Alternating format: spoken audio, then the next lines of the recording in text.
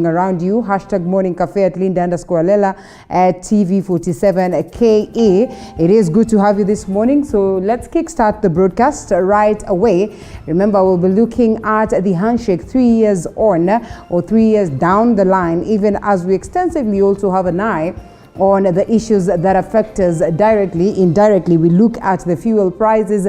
What does, the panel that I have to say, or what will they have to say in regards to this? Do they think that indeed the government in a way is to question? Well, we'll be looking at that as we proceed with the broadcast. So karibu sana, it is Baraza Tuesday. Baraza Tuesday, we take it all the way from 6:30 to 9 a.m. as we look at the political situation in the country. We'll be having members of parliament on board. And we also have the former Speaker of the National Assembly joining them. And so karibu sana as we look forward to that incredible conversation. So as always, we take a look at the papers first. Just a brief look at what the Standard newspaper, the Daily Nation and the People Daily have captured. And so fuel billions idle as Kenyans hit. I think that is one thing that has raised eyebrows, has raised emotions right from Sunday upon that declaration that indeed the prices of fuel will hit a rooftop. And so here it is, skyrocketing oil prices, and the government is actually sitting on at least about 10 billion actually, in a subsidy scheme aimed at cushioning Kenyans. That is from the high cost of fuel after it delayed as corporations or its operationalization. And so we'll be looking at that later on as we proceed. Financial Standard, how Kenya slipped back into Eurobond or Eurobondage, so to speak, depending on how you want to look at it. Remember the other day, that declaration that yes, as a country, we're going to run into more debt, get another Eurobond to pay the previous Eurobond, something that has left many questioning just how serious we are in how we are handling our finances as a country. And Jubilee ejects Ruto from top party post. Has it? Well, NMC decision, fate of Ruto as deputy party leader now in the hands of the president, who needs to convene a NEC meeting to ratify the powerful national management committees. That is the decision to remove the DP from its leadership post. That is a story captured on page 4. We'll be looking at this, and of course, one of the reasons why the DP looks at it as though things have not been going good for them or for the Jubilee Party is simply because they felt like, the coming in Right Honorable Raila Odinga has been one of the hugest costs. So this, even as we look at the handshake 3 years on, we also take a look at that, just trying to confirm whether indeed the DP's allegations hold water, or his complaints that Right Honorable Raila Odinga came to destabilize Jubilee, whether that is true or not. America's Mike Bukusu darling story, well, that's an interesting one, and you can always grab a copy and get to see that. A damning revelations, tragic end to search for top NLC official. While it could be good that she's been found just yet, the mystery lies behind what really could have informed her death. A story also that has been making headlines from the better part of yesterday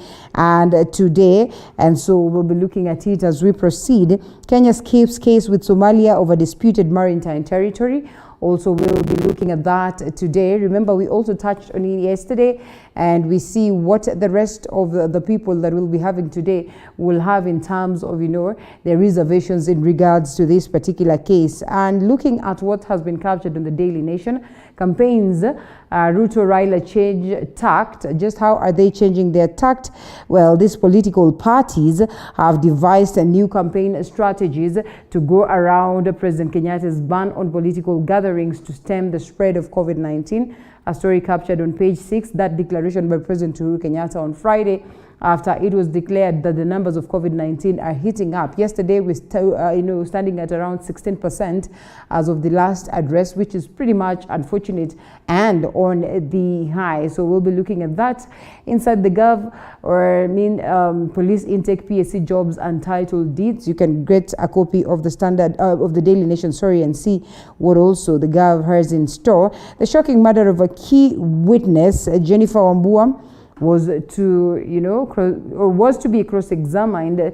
That is tomorrow, on evidence she gave in court in case in which a former government advertising agency boss that is Dennis Chebuyet Lugari, Member of Parliament Ayub Savula, and former PS Sami Temere are charged with theft of about 122 million from the agency. A story captured on page 4. What could have informed her death? I mean, all these things will be looked at as we get to understand just really what culminated.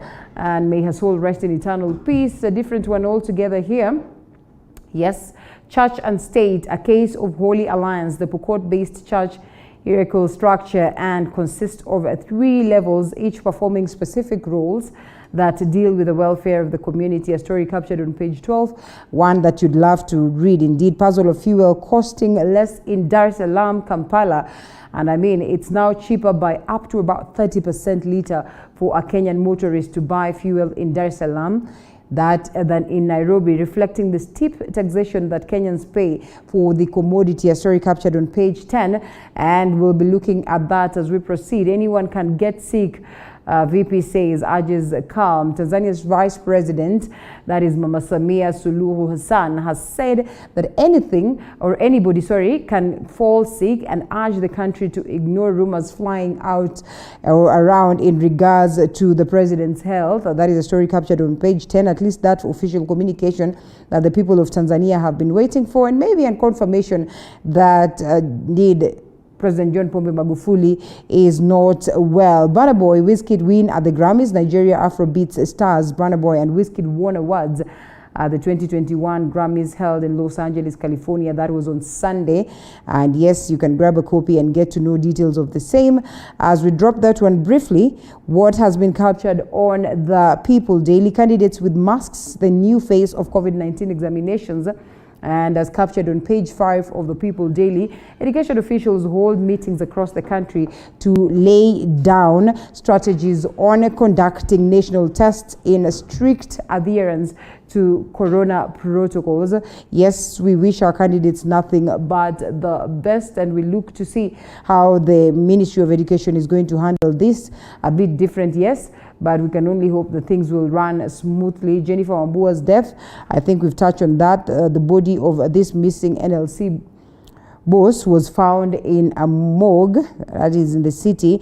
Now, why Kenya Power is on deathbed? This is another sad one. The Auditor General says that unless some drastic measures are taken, electricity distributor will collapse under the weight of massive debts. Rent poor policies having been reported. About 7 billion loss last year. Story captured on page 4. I mean, not to forget the fact that indeed power is extremely expensive in the country as of now. Leaving us questioning just what really plays out after all these monies have been collected. Auditor poll agency said to give views on BBI document, and yes, we wait to see. The IEBC is going to appear before the joint committee in regards to this, and also the Auditor General to give their view. Amongst the things that we look to see IEBC discuss is on the boundaries review, and whether indeed the government or this process will have been looked at as a process that has overstepped its mandate, or maybe has taken the mandate of the IEBC. We definitely look to see what it is that will come out in regards to that, and a couple of other things that are set to be discussed as the two committees wait to see what these people will argue or what these offices will say in regards to the constitutional amendment process. UDA pulls out of Juja by-election. Remember this by-election that is slated for May the 8th, yes. And, most of the people going out there to show their interest in regards to the same. Well, the UDA candidates also crying out foul, saying that they had already invested so much so on this and probably would go it independently, and arguing that they would love to get the support of this particular party. The party decided to withdraw this in respect to the kind of support the Jubilee Party enjoys in this particular region, saying that they have left this one for them. People stones uncle to death in Rangul over water. Pretty much unfortunate. Criminal cases that culminate from the family level continue to go up, and it gets us worried as to what really has eroded the family unit. And there you go, troubled Kenya Power on its dead deathbed is also one thing that we've touched on or will touch on as we proceed. And I mean, a couple of other stories. Officials put in place COVID rules ahead of examinations. We've talked about that. And of course, so much so, NC allied lawmakers strategize for 2022, and many other parties are equally doing the same. Let's drop what it is that has been captured on the papers as we briefly look at what it is that the roads have to say this morning. Not much of traffic, of course, apart from this part of Thika Road. In most cases, you'll realize that Thika Road will not look as good or as rosy. And so here we are from this beat of around somewhere Githurai there, Clayworks. It doesn't look bad this morning. You get somewhere around Clayworks and you find some tenets of traffic, but it is traffic that is moving very well to this beat of around Roysambo. Equally some bit of it, but definitely moving. And down on it to this other side, that's where now it gets a bit heavy, but not as heavy anyway. This is around their TRM and the likes, but eases up again as you proceed to the drive-in beat and proceed on up to Survey. Now from Survey, again, is when you get it a bit heavy, especially the fact that, gets it, like that, joining in from different other roads as they try to get, or some vehicles try to get to find their ways into the city. Then traffic becomes heavy up to this point of Muthaiga and going down all the way to this bit of Pangani, and vehicles coming from Muthaiga Road, others from Kiambu Road, equally causing this particular bit of traffic. But then again, it eases up as you get into the city through Pangani, and of course the roads of Muranga Road, Forest Road, City Park, all these sides, Kipande Road. Then you find that it's pretty much of an ease this morning. You can see this is Ngara all the way, and this bit of Parklands, Mpisha, around where we are. It's equally not bad this morning on the roads. This is Waiyaki Way from University of Nairobi and going down. You can tell that Waiyaki Way is also not so bad, apart from some tenets of traffic there around Muguga Green Estate. Come and connect to ABC Place. ABC Place, as you take James Gishuru, you can see James Gishuru is looking all good. And this other side, that is Chuna Road, is also not looking as bad. Waiyaki Way is still on and also very good this morning. So no cause for alarm around Waiyaki Road. Kikuyu Road also not looking so bad. This sounds of Kabiria, Riruta, Kinyanjui Road, evidently not looking so bad. And to this other point, after you come from James Gishuru, you join to Gitanga Road and get out of the T junction. So Gitanga Road, some bit of traffic as you proceed to these sides where you headed to Kawangware, but it's not looking so bad. But evidently also Gitanga Road all the way from these sides of Kileleshua, this sides of Loitoktok Road is not looking so bad this morning. Ring Road Kilimani also not bad, dropping us around Gong Road. And Gong Road, as you can see, to and from town all the way down, Gong Road is not as bad this morning, apart from some little tenets of traffic that is very minimal, but it eases up even as you get yourself into the city and away from the city down here around Kenyatta National Hospital to Mbagathi Way. Mbagathi Way is not looking bad this morning, as you can see, and dropping us to these other sides of Langata Road. Some tenets of traffic that is caused by roadworks here, but it is not bad around Langata Road. As you can see, this is down, and as you're trying to get yourself into the city, you can tell it is not bad. This is the Southern Bypass, on the other hand, is also not looking bad. This one on this other side, Uhuru Garden, that is Gong Road, Forest Road. It also does not, Gong Forest, not looking so bad. Down as you get yourself into the city, the Nyayo National Stadium gets you to these sides, Bunyala Road, looking not bad. Lusaka Road is equally not as bad this morning. On this other side, this is Mombasa Road. That's where you get some bit of traffic as you're trying to get yourself into the city. Yes, all the way down. As you can see, this is traffic as you're going into the city. And to this other side also going down all the way to Imara Daima, sorry. And then you find some tenets of traffic there. Yes, that is not looking all rosy this morning. So Mombasa Road is bad. As you can see, all this is traffic. Imara Daima, Cabanas, and Mombasa Road. And this is traffic as you're getting from Mombasa Road headed to the city, this down to Syokimau. That is Gateway Mall. You can tell there's so much traffic, especially at this point where you come from this side, Cabanas, as you connect to Embakasi Road, Airport Road, that is. The airport road is not looking bad this morning. As you can see, the eastern bypass is all rosy. And so there's so much so, these sides of Donholm, Outer Ring Road, well, not looking so bad, but apart from this bit of Manyanja Road, somewhere around Donholm rail stop, you find that there's some tenets of traffic if you're taking Outer Ring Road, but it doesn't look so bad.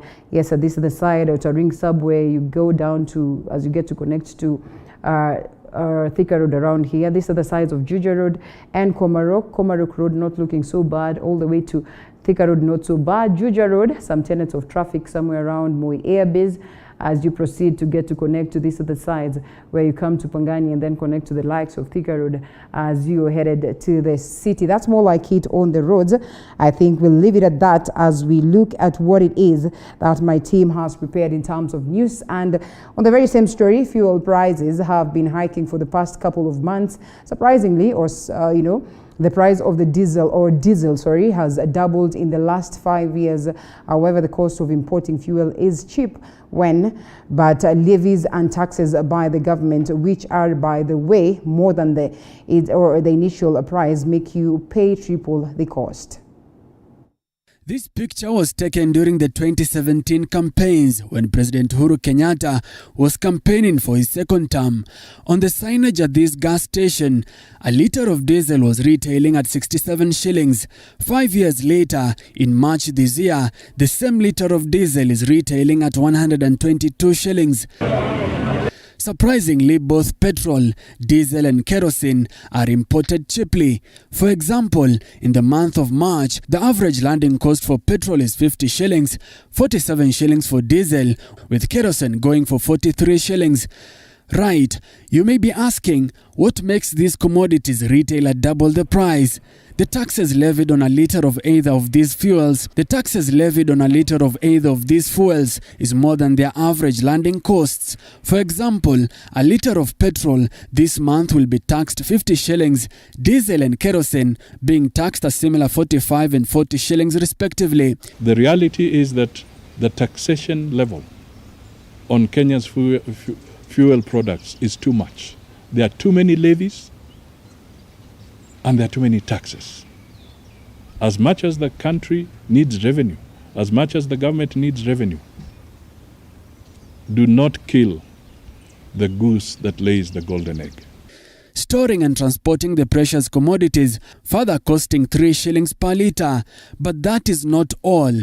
Fuel importers and dealers add their share to the already heavy scale, charging a further 12 shillings per litre of the products.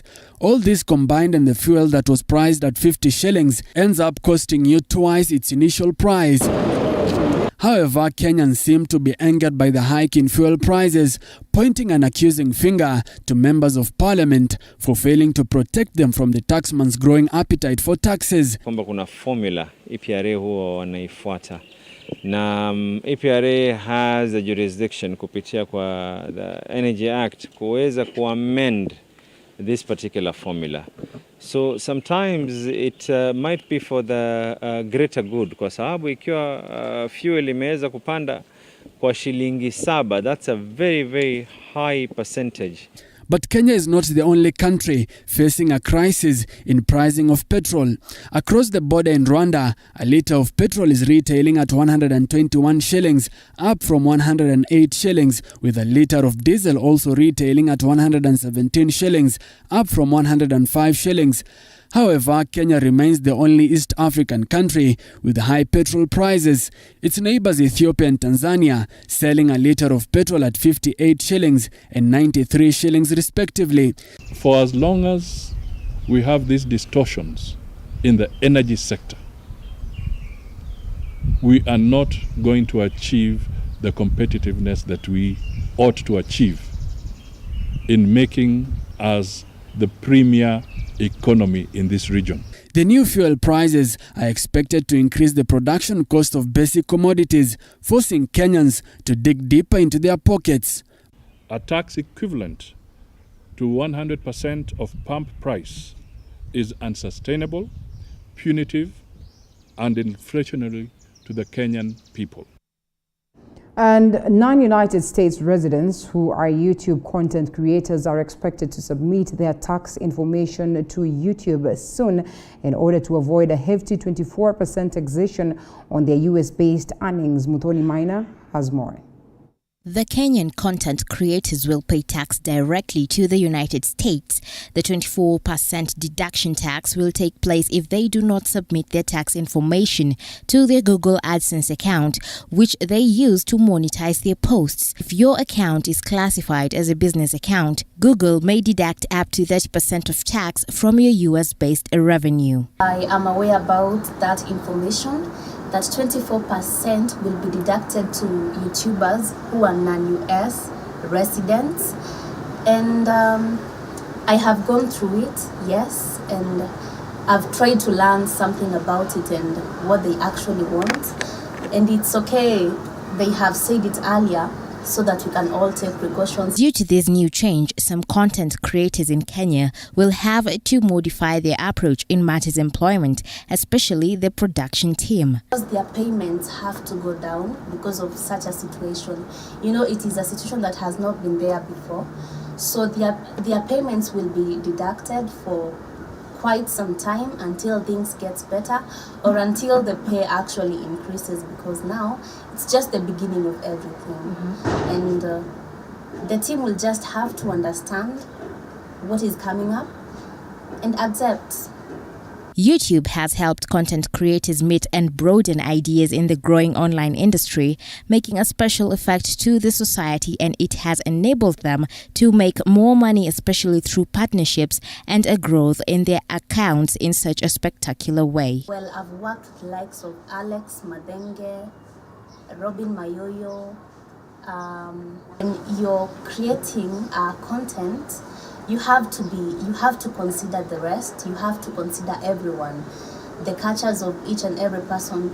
So you find that I have achieved learning about cultures so that I don't offend people out here in the name of making content. A huge profit margin is expected for YouTube, but is the same expected for content creators, especially in the midst of a pandemic? Or will this be the end of the road for most YouTubers? This will not be the end of me posting the YouTube videos.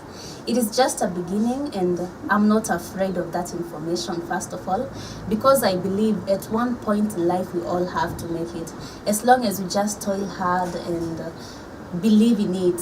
Personally, I believe in myself and I love the confidence that I have about making it. So I won't quit. I'll just work, try, and just be prayerful, then things will just get better in time. A country such as India has a special tax treaty in place between them and the United States, such that if you qualify under the US-India tax treaty as a YouTube content creator, you will only have to pay a 15% tax on your revenue. Will this be the same case for Kenyan content creators as time goes by? This condition is expected to begin in June.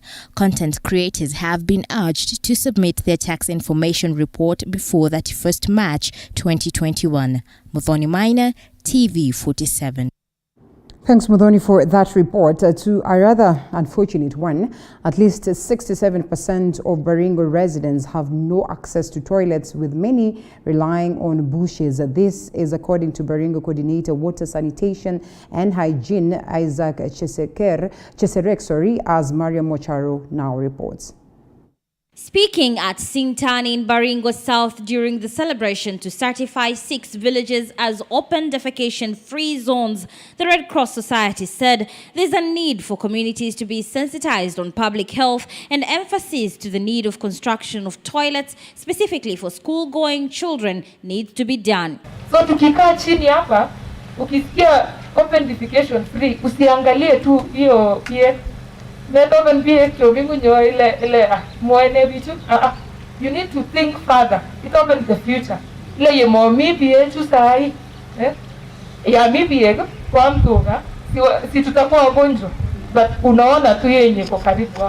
According to Simon Risoy, Assistant Chief Sintan location, many have fallen ill as a result of waterborne diseases before the construction of the few toilets available.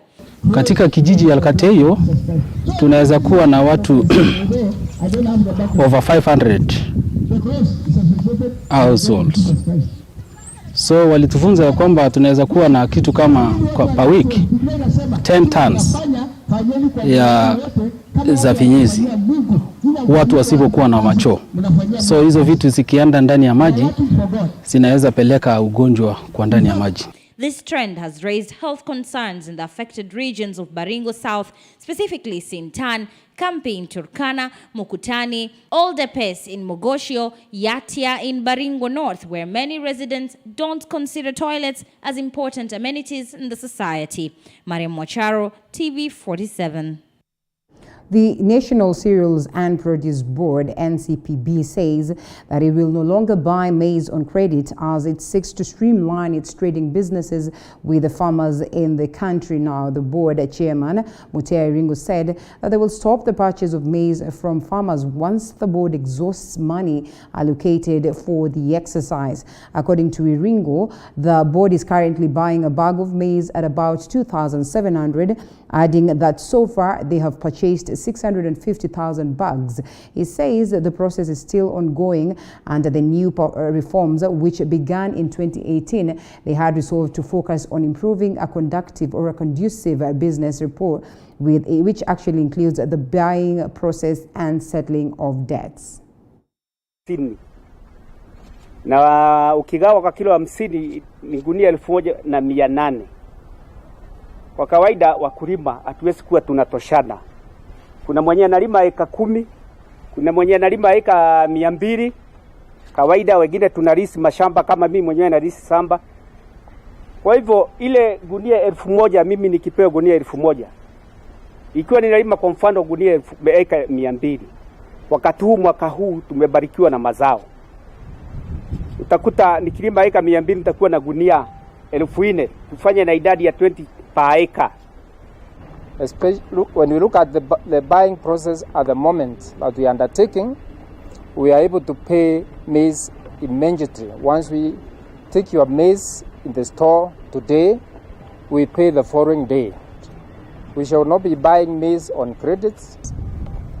We've been holding sensitization campaigns or other meetings, including the county government or in the various counties. And of course, we are also in the papers as to when the food will be sold, or rather the grains that are stored in the warehouse receiving system, is at the peak of the price increase. Now, a family in Wariruta village, Madira, Nyeri County, has had to postpone the burial of their 60-year-old female kin at the 11th hour after a private hospital gave out her body to a different family over the weekend.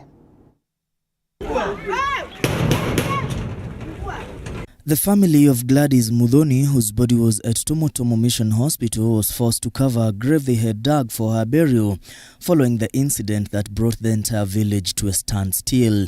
Drama unfolded when the family arrived at the hospital morgue, ready to collect her body, but to their surprise, they found her body missing after it was exchanged with another one which was interred on Saturday at Solio Ranch. Tulikuwa tunakuja hapa kuchukua maiti ya mke wa brother yangu. Tukakuja, akatafutwa, akakosa, kukaelezekana ati alipatiwa watu wengine wakaenda wakamzika. Wakati tulifika kwa ofisi, kukakuja sasa mwenye anasimamia hii hospitali, halafu na administrator, halafu na huyo mtu wa mochari, na mtu mwingine pia alikuwa wanasema ni accountant na chaplain. Sasa that is when they broke to us the news that my aunt is not there. Her body is not here. The family wondered how their kin's body was collected by another family, yet proper labeling had been done after she died while undergoing treatment at the facility for more than a month. Kasema mimi nataka nifunguliwe moshari, nione huo mwili, tukaingia na mume wake na tukaingia na kijana wake. Na nikakonfirm kabisa ati huo mwili si wetu. Mumewe akakonfirm mwili ule uko hapa si wetu kwa sababu huyo anaitwa Purity Mudhoni Washira. Nasi wetu anaitwa Gladys Mudhoni wa Irofi. Haya ni majina tofauti kabisa. They now accuse the hospital administration of trying to confuse them in an effort to downplay the issue and are now counting losses arising from the expenses they have incurred in preparing for this burial. Sisi kama familia pia tulikuwa na maswali yetu. Because kama mwili ilichukuliwa on Saturday, why didn't they communicate to us? Alafu daktari akatuambia within 3 hours watakuwa wameenda wamechukua mwili na wametuletea. And now as a family we asked, wale watu walizika mwili hawajui wamezika mwili wa watu wengine. Is it technically possible for them waende wachukue mwili, waende wakafukue hiyo mwili within 3 hours? Kwa tumepanga kila kitu yako nyumbani, wanatupikia, magari yako hapa, lazima tuyalipe kuenda na kurudi. A freshly dug grave in the compound was the only indication of the event, with the family indicating that they will cover it again in line with the Kikuyu customs, since no one knows when the burial will take place due to examination protocols that might take longer. Efforts to get a comment from hospital administration bore no fruit, as no one was willing to talk to the media. Now, quite unfortunate, and a family in Shihumbi village, Shinyalu in Kakamega County is seeking justice after their kin was allegedly killed by a minor who is a class 6 pupil. It is alleged that the pupil hit the 46-year-old man with a stone on the head at their home after an altercation when the boy was refused to draw water from a well. The deceased was rushed to Kakamega Referral Hospital where he passed away. Family members say that the two have had an altercation before, or had an altercation before, where the deceased had accused the minor of stealing his phone.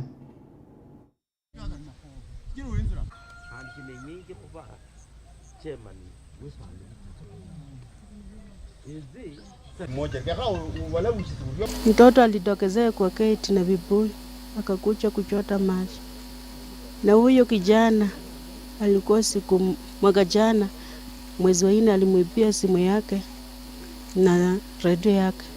Sasa alikuwa kikwaso kwake. Vile alimuona alisimama kwa kiti akamwambia, mimi nilikatasha kwa boma langu. Kijana alichukua vibuyu akarudi navyo nyuma. Bila alifika nyuma akaweka vibuyu chini, akachukua jiwe akamrusha nayo kwa kichwa, upande wa jicho hapa. Nilimwangalia nikapata amegongwa huku na jiwe. Jiwe ilimkonga huko, lakini damu haikutoka. Nafikiri ilikuwa internal bleeding. Saa zingine hiyo damu ilienda mahali kwa ubongo ama wapi, juu ilikuwa kwa kichwa. Uko wa hapa ambao wataweza kaa watupe mwelekeo, ingawaje sisi tutaruhusiwa kufanya mambo yetu kulingana na ujomba.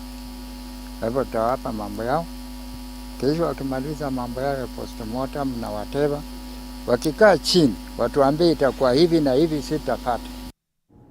Well, the government, through the Ministry of Treasury, has dispelled rumors that the Exim Bank of China could take over the port of Mombasa over the standard gauge railway debt. In a statement released by Treasury Cabinet Secretary Kuria, the government, through the National Treasury, entered into 3 loan agreements with the Exim Bank of China, which were reviewed by the Attorney General for assurance that they conform with the laws of Kenya. Yatani adds that the SGR loan is part of the public debt paid through the consolidated fund and cannot be paid through any other fund or by any other entity, including the Port of Mombasa, without Parliament's approval.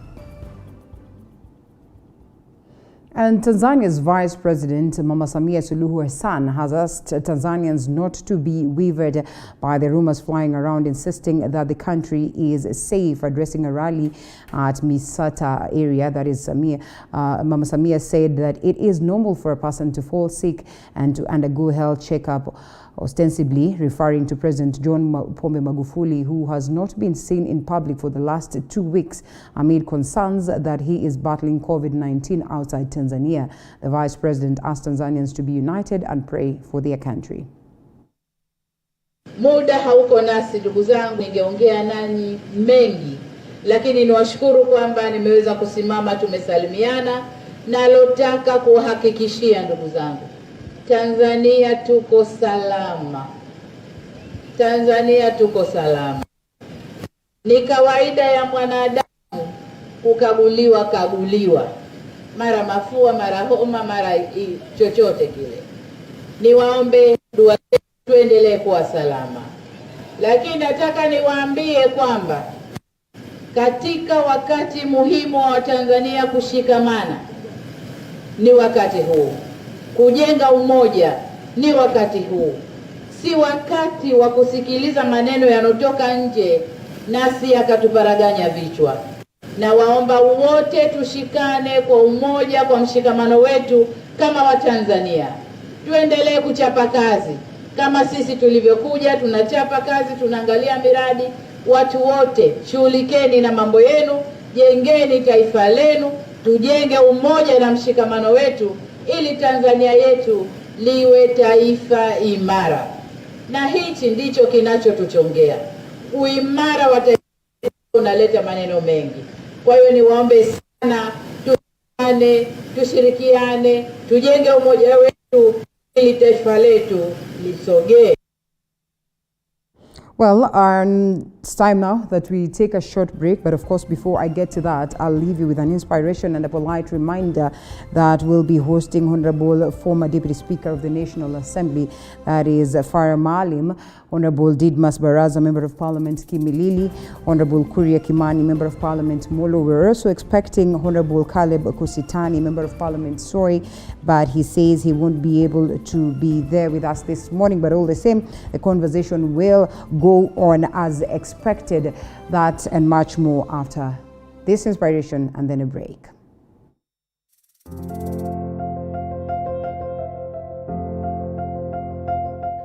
Be happy and grateful for your life and the things you have achieved in this lifetime. There are people who have less than us, but much happier than us.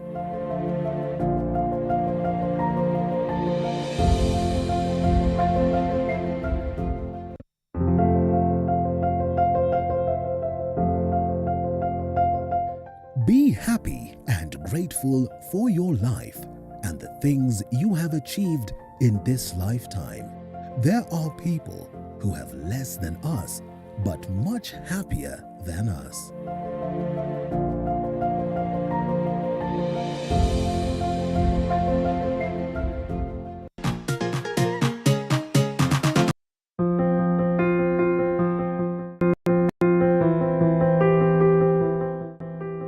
They say the way to the heart is through the stomach. This month of love, Throwdown shares with you those amazing food ideas for that candlelit dinner and picnic date. Learn those dining etiquette and avoid those embarrassing moments every Sunday at 6:30 p.m.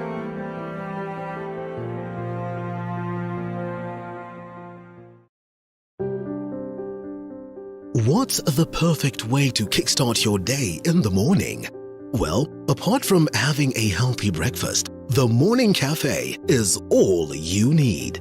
We will inform you on what's happening on the roads, dive deeper into the newspapers, alongside heated political debates. I have to fight in the two. Order. Yes. Order. Did you know that your greatest wealth is health? Then we start eating right, and that's what I do in my clinic. With some good Friday vibes.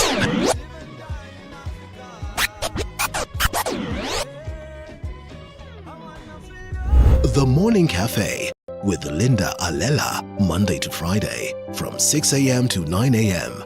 only on TV 47.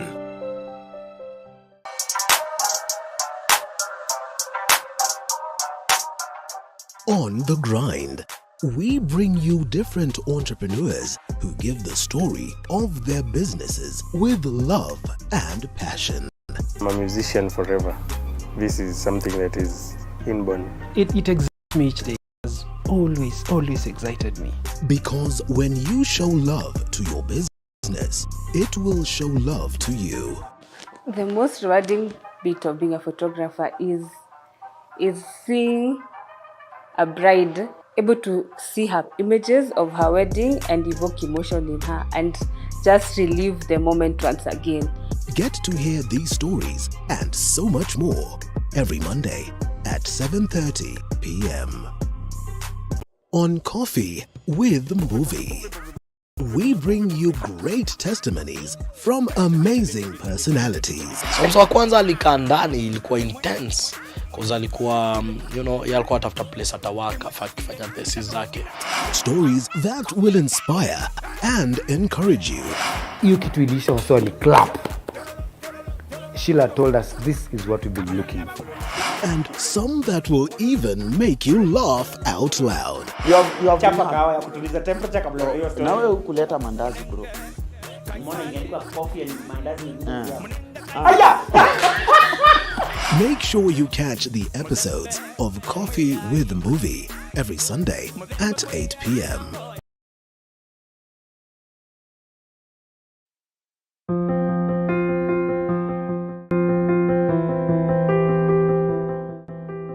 They say the way to the heart is through the stomach. This month of love, Throwdown shares with you those amazing food ideas for that candlelit dinner and picnic date. Learn those dining etiquette and avoid those embarrassing moments every Sunday at 6:30 p.m.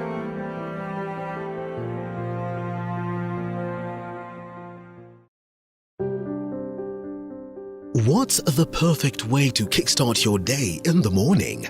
Well, apart from having a healthy breakfast, the Morning Cafe is all you need. We will inform you on what's happening on the roads, dive deeper into the newspapers, alongside heated political debates. What I have to fight the order. Yes. Order. Did you know that your greatest wealth is health? Then we start eating right, and that's what I do in my clinic. With some good Friday vibes.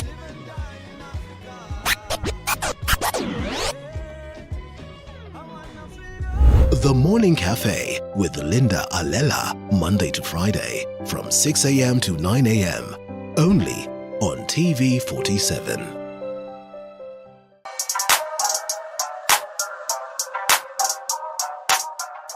On the grind, we bring you different entrepreneurs who give the story of their businesses with love and passion. I'm a musician forever. This is something that is inborn. It excites me each day. It's a field that has always excited me. Because when you show love to your business, it will show love to you. The most rewarding bit of being a photographer is seeing a bride able to see her images of her wedding and evoke emotion in her and just relive the moment once again. Get to hear these stories and so much more every Monday at 7:30 p.m. on Coffee with Movie.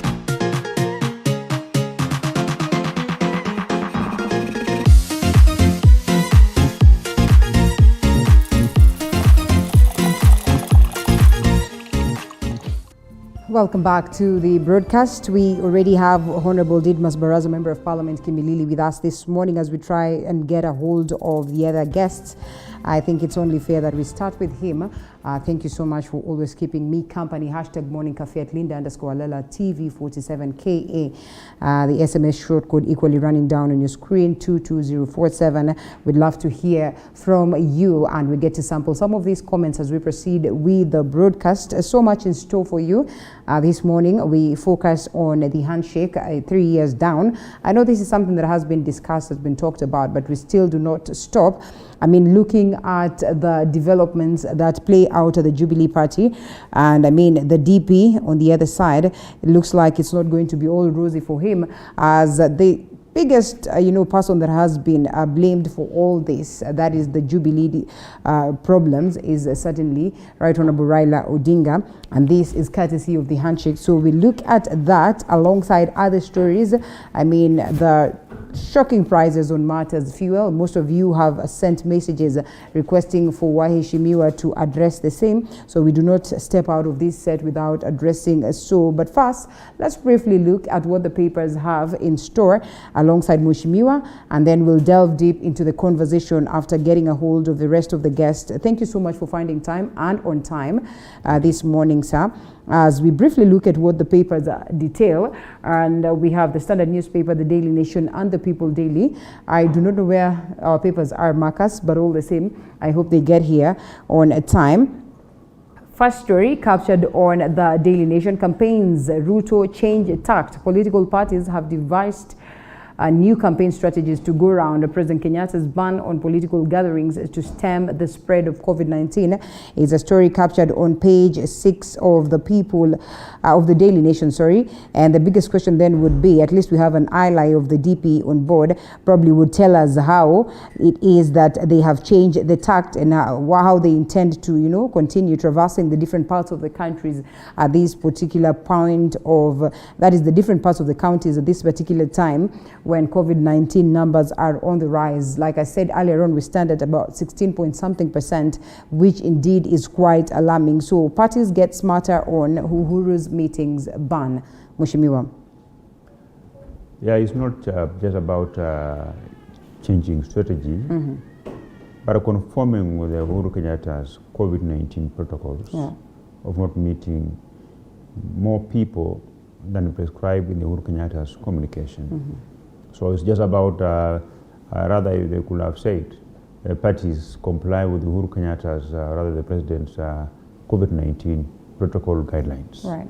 That's basically that. All right. Speak of door-to-door campaigns. I don't know how instrumental this would be, and how best this would help in getting to reach to the voters, and whether indeed, as Kenyans, would want people to come door-to-door to our places, because, well, times are tough. And we definitely do not expect this. So even as we conform, do you suppose this change of tact would be instrumental to ensure that at least, these voters are enticed enough? I think by now, many Kenyans have decided on which political party or rather which persons they are going to vote for or Is vote it so? out. Okay. Absolutely.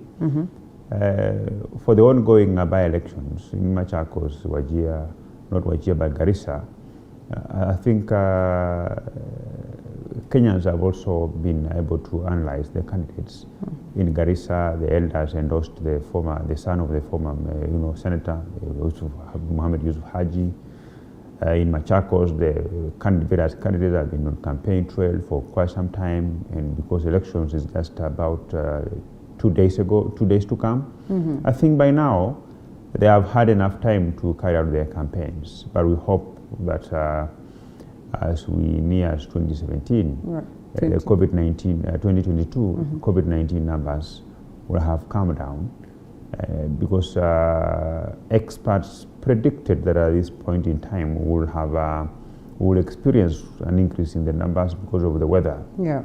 Because we are told that COVID-19 is much more palatable with cold weather than it is with the hot one. So we expect that as we move away from this cold season, that the Kenyans are going to at least to experience the numbers going down. Well, it certainly is the hope of everyone. I'm sure you must have been, or maybe at least you've been a beneficiary of help, and the current reports, this is page 2 of the Daily Nation, that we get from on ground, and the difficulties the students are going through is something that is indeed unfortunate, and generally the undoing that is witnessed within the education sector. This story: health protests are a cry for help from Brook University students, and a crisis looming as some young men and women end up depressed and commit suicide. Most students are neck deep in mobile phone loans. Many others starve for days on end. So like HELB, parents and guardians opt to ignore their children's problems. Do you suppose we have ignored this? You must have seen the photos that were making rounds across, especially when you see comrades, lying down, they're starving, while they're in school or they're in campus. I mean, such damning revelations, and unfortunate for that matter, at a time when we're talking about, a different face of HELB that is within the BBI document. Yes, I know that as a country we are experiencing hard economic times due to the ravaging effects of COVID-19. But education, healthcare, those are sectors that they should be the last one to go down. So the government must sacrifice to ensure that the education is well funded, is given priority, healthcare is given priority, and other economic stimulus program. It is the economic stimulus program that will keep the economy afloat. And you saw recently in the National Assembly where all members of parliament were united, and we said that we are not going to approve the division of revenue bill or any other bill unless the CDF funds, which is more or less an economic stimulus program, has been sent to the constituencies, because this is the money that we usually use to give bursaries. We also ensure that money meant for students, higher education loans board, must be given priority. Right. And even as we are recalled to go to the House on Thursday through a special, to do 2 special sittings, morning and afternoon session, we have also maintained a bipartisan approach that regardless of our political affiliations, we must be united to ensure that money for CDF, which we usually use it for bursaries, money for higher education loans board, must be part of the supplementary budget for us to be convinced to support them. Otherwise, we are not going to allow. And I think this is part of our legislative agendas of assisting the government, or rather the country, in meeting her priorities right. We must get the priorities right. But for example, I am aware that Nairobi Metropolitan has been allocated colossal sums of money, more than what the counties are getting put together.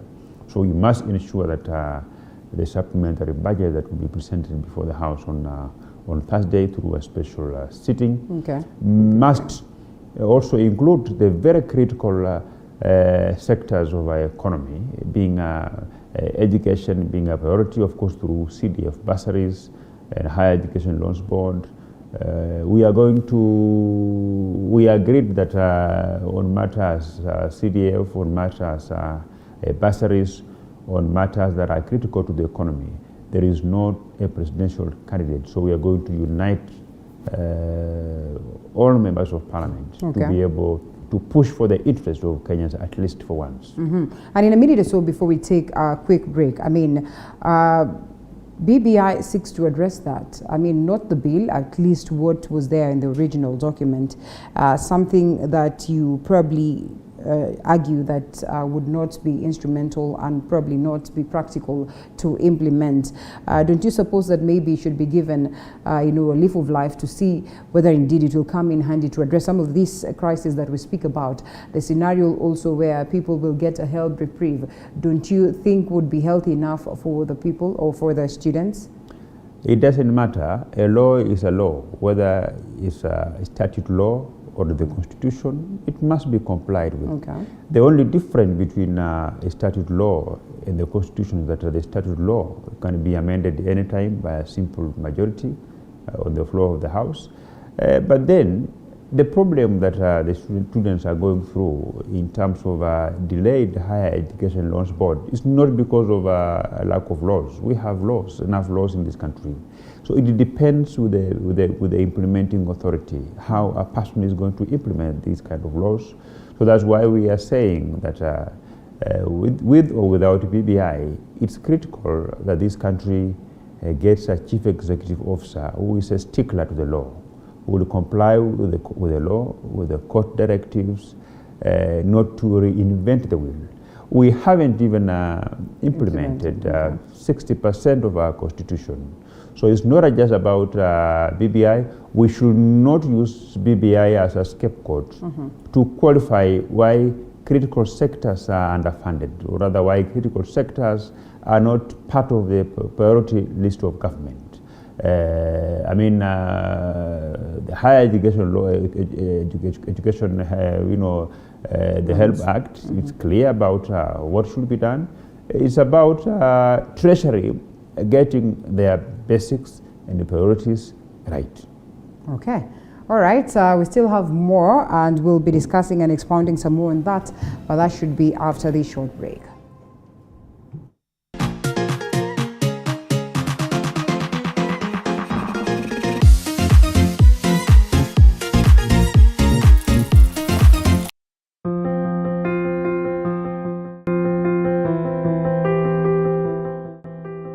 They say the way to the heart is through the stomach. This month of love, Throwdown shares with you those amazing food ideas for that candlelit dinner and picnic date. Learn those dining etiquette and avoid those embarrassing moments every Sunday at 6:30 p.m.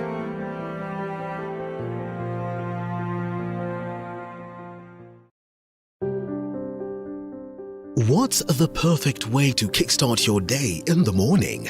Well, apart from having a healthy breakfast, the Morning Cafe is all you need. We will inform you on what's happening on the roads, dive deeper into the newspapers, alongside heated political debates. I have to fight the order. Yes. Order. Did you know that your greatest wealth is health? System. Then we start eating right, and that's what I do in my clinic. With some good Friday vibes.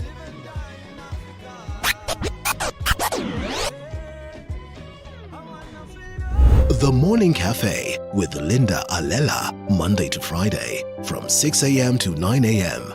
Only on TV 47.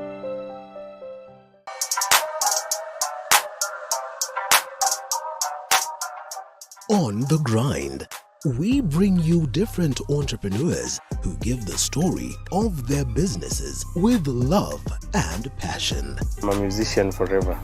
This is something that is inborn. It excites me each day. It's a field that has always excited me. Because when you show love to your business, it will show love to you.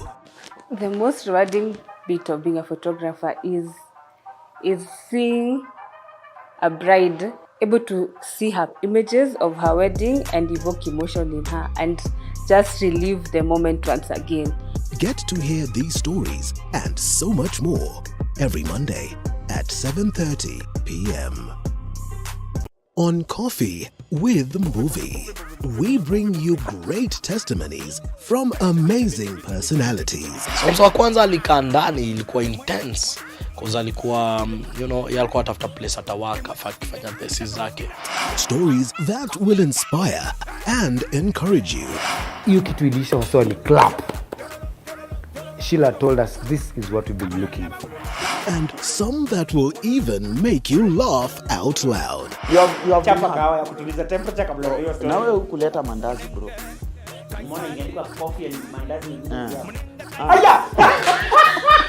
Make sure you catch the episodes of Coffee with Movie every Sunday at 8 p.m.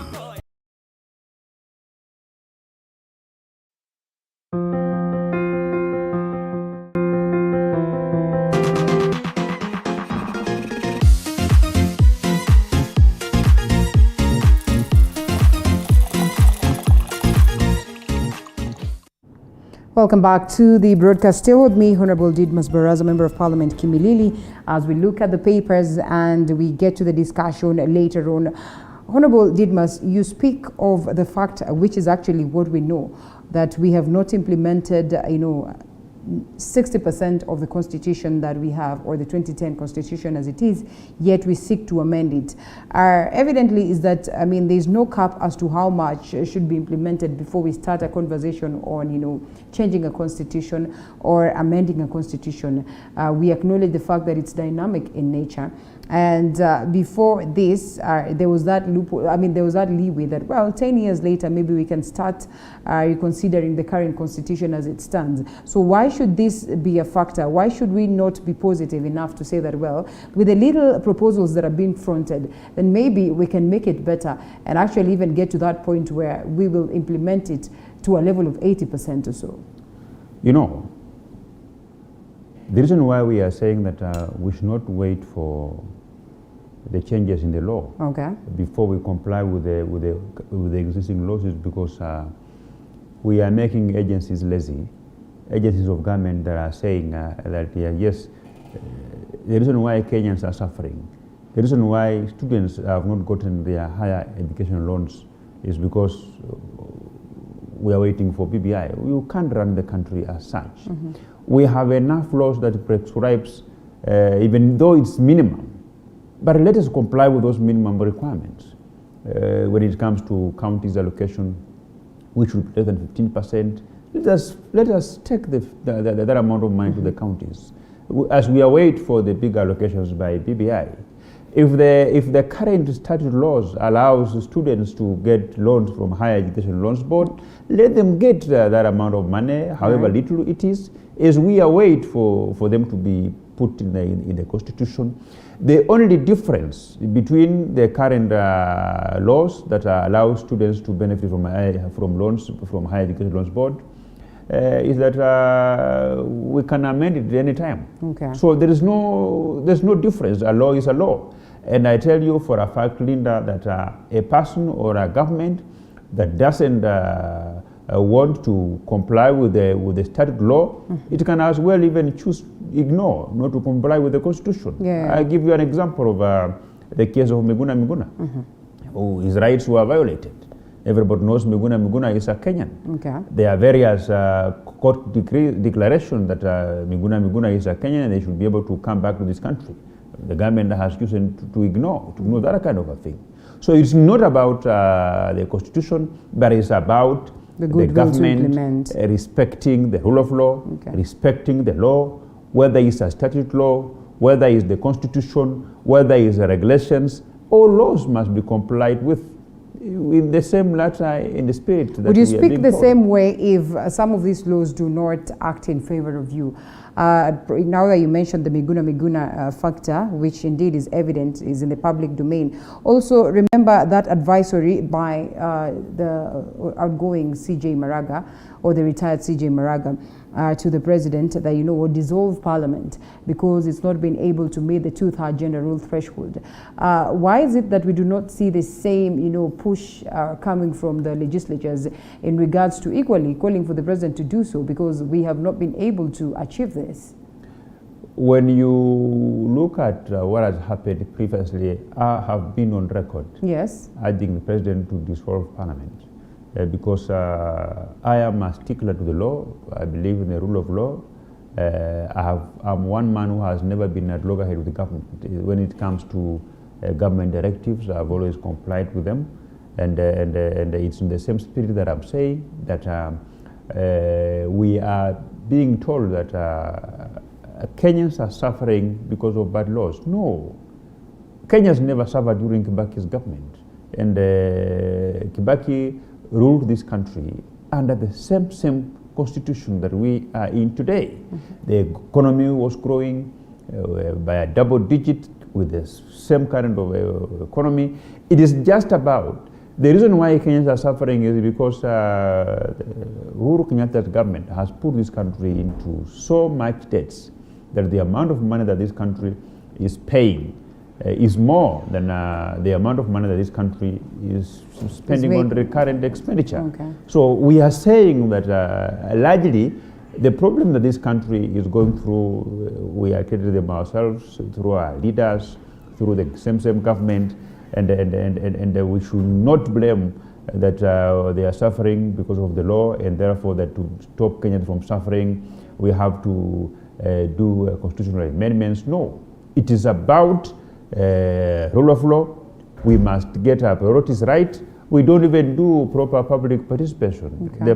The so-called public participation is decided in boardrooms. So Kenyans are just forced to put in an advert on the daily newspaper where the bigger players, the civil society, interested firms will send in their comments, but ignoring the comments of Mamboga. So you must perhaps we should have a review of that, Mheshimiwa. Just how clear is this clause on public participation? As far as I'm concerned, right, the definition of public participation is where you give Kenyans a blank paper and ask them, which type of development do you want to be done in this particular area?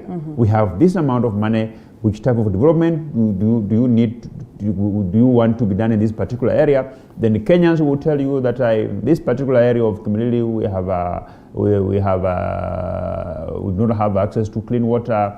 We do not have electricity. So the government now will sit down and itemize and plan in accordance with what the Kenyans themselves have said. Okay. But what is happening now is that the policymakers will decide what we are going to do in community, and they'll just come to community for the purposes of the people of community rubber stamping what needs to be done. So that defeats the spirit and nature under to which that particular chapter was enshrined in the Constitution. That Kenyans must be in the driving seat in terms of how best they want the governors to govern them. Okay. All right. We await to hear also the view of Honorable Member of Parliament of Molo, that is Honorable Kuria Kimani, who will be joining us shortly. In regards to this, we certainly wish to hear what he has to say. Back to what it is that the papers detail, and one story that we do not fail to discuss: murder of key witness in graft case leaves burning questions after she went missing, and her body was found in one of the mortuaries right here in the country, that is in the city. Pretty much an unfortunate, and questions linger or arise as to what really could have informed this. Maybe there's nothing much we can do in terms of trying to just deliberate or just understand what really played out, but it beats logic, and it is unfortunate to note that every individuals who probably have been considered as witnesses to crucial cases, in most cases go missing, and before you know it, they are dead. And it leaves us wondering what really could inform this, yet we seem not to be having answers as to the same. So unless you have something to say in regards to that, we cross over to a different one. We are expecting mini polls or by-elections that that is Machakos, Juja, Bonchari, we do not forget Garissa, and so much so the other day UDA withdraws from Juja mini poll. What does it speak of the aspect of democracy and the fact that there are individuals who had gone out of their way to already start the campaigns process under UDA, hoping that of course they would get to clinch that particular bit on matters UDA and represent themselves and also the people going up there under the UDA ticket? As much as I subscribe myself with I associate myself with the UDA party, I think it's very unfortunate that the party arrived at that decision. I don't know what informed the party to step down their candidate. Right. But because I'm not a member of its National Executive Council or Management Committee, I'm still a member of Jubilee Party. All right. I could have known the reasons as to why they stepped down their candidate. Do you subscribe to the ideologies of UDA in any way? Yes. It's only a matter of time that before I joined the party. All right. Because the Jubilee Party has had a lot of problems, mismanagement. We have had a lot of people who have plans to kill the party, because if you don't field candidates in very important by-elections, then your aim is to kill the party. A political party is not a non-governmental organization. A political party is not a community-based organization. A political party is formed with the sole aim of seizing or maintaining power. So the best way to counter that is also form another party that counters what it is that the main party has declared? That is democracy. I don't have shares within Jubilee Party. I can go to whichever party. Why is it not democracy for Jubilee to decide that they're not going to front a candidate in a certain... Jubilee Party is a national party. Okay. It's a party that formed government. The reason as to why political parties don't field candidates in some areas is lack of is due to financial constraints. Okay. But Jubilee as a party, it doesn't have financial constraints. It gets the lion's share of political parties' funds. It gets a lot of money from donors from China. It gets a lot of money from us members on monthly subscription. If UDA can decide to withdraw from this particular race, citing the fact that they acknowledge the kind of support that Jubilee enjoys in this particular region, why would it be bad for Jubilee to do the same when they look at maybe say a region like Nyanza or a region like Western, and they say, well, we acknowledge the kind of support that ANC enjoys in Western region, and for that reason we do not want to front our candidate, or for the reason of the handshake, we do not want to front our candidate? Yeah, it's wrong. Jubilee Party is the second populous party in Western Kenya, if the number of members of parliament and MCAs elected on her party is something to go by. Yeah. And the reason as to why parties field candidates is for two reasons. One, to win the seat, and the second thing is that to see how it will perform and confirm that the strategies that they have laid down in that particular area is working or not. Okay. So whether you win or not, there are good lessons to learn from it. So we have missed an opportunity as a UDA party in Juja to gauge our popularity, and also to see if our previous inroads to the area, is our previous strategies are working or not. So we have missed out an opportunity to learn from something. Okay, well, I'd love for you to tell us whether you think in your own capacity, the fact that yes, you're in Jubilee Party, but you feel like you are not at home, and probably it's just a matter of time before you proceed to this other side, whether there's that feeling, or you would agree if you are accused of being in contempt of a Political Parties Act. But before you answer us that, allow me to introduce the Honorable Member of Parliament of Molo, that is Kuria Kimani. Good to have you, sir. Thank you very much. Thank you so much for your time. I know it's a morning, sometimes it can be tricky to get here, but all the same, asante sana. And before you came on board, we have been discussing the tough times that we witness, in campuses, and our students, the difficult times that they're going through, that is the education sector at large. But importantly, you get us at that point where we discuss that withdrawal of UDA from Juja Minipol. While this might be considered as democracy, many have faulted the coming in of UDA, and it is being looked at as a counter to Jubilee Party. And a formation that has been put together by a majority of members of parliament that are from Jubilee Party. Thank you very much for having me, and good morning, the people of Molo and the Kenyans at large, wherever they're watching from. Right. And to pick it up from the matter of UDA withdrawing its participation from Juja elections, I think these are the realities that the UDA party is coming into terms with. Okay.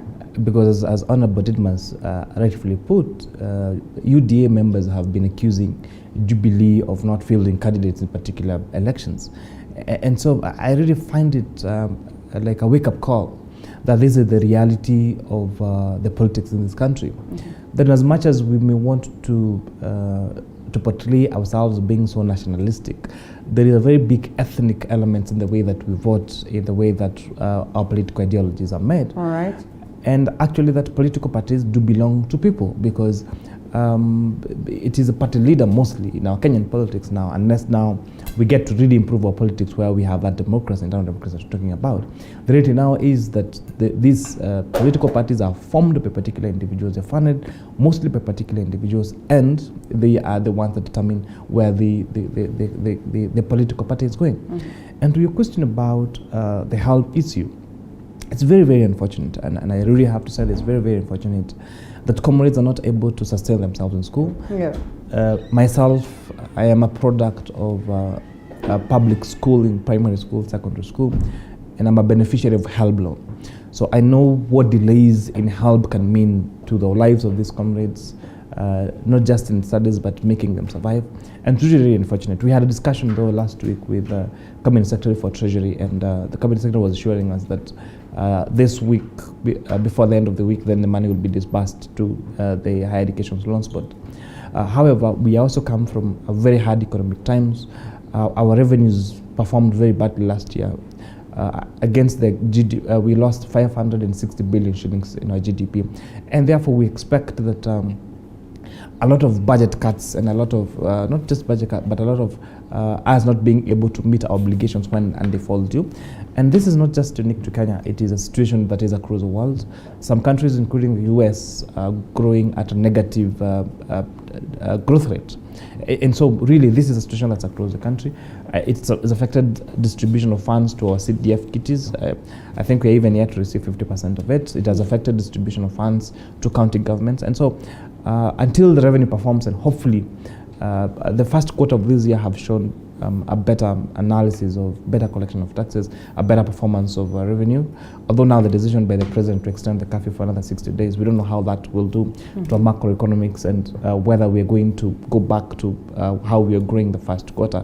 But there's better prospects of this year than one expects. So we really expect that the economy is going to improve, that collection of revenue is going to improve, and hopefully now this situation that we're having about delays in disbursement of funds to education. Mheshimiwa, Honorable Didmus Baraza mentions the importance of acknowledging the key driving factors or the key crucial sectors that we look into. I mean, health is one of them, education is one of them. He squarely faults the government for the approach that it has taken in terms of addressing this, that while we acknowledge that we are at that dire state economically, I mean there's need to put so much priority in regards to how we handle issues pertaining to these particular sectors, which he feels the government has not done. Probably most of the Kenyans feel the government has not done. Just how best can we come up with an approach that would be friendly enough to allow us that in as much as we are going through tough economic times, we're able to cushion these crucial sectors?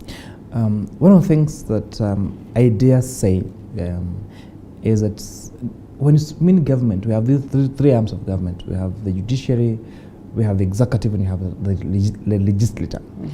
And I dare say that the legislators of this country, myself being one of them, have failed Kenyans. Okay. Because I know it's very unfortunate that I will sit here on national TV and accuse the government of not doing something, whereas the great people of Molo have given me a mandate to go there in Parliament and represent them. Okay. Because remember, Parliament is a budget-making house. So when Parliament is a budget-making house, does it mean that we have failed in terms of allocating funds to these particular institutions?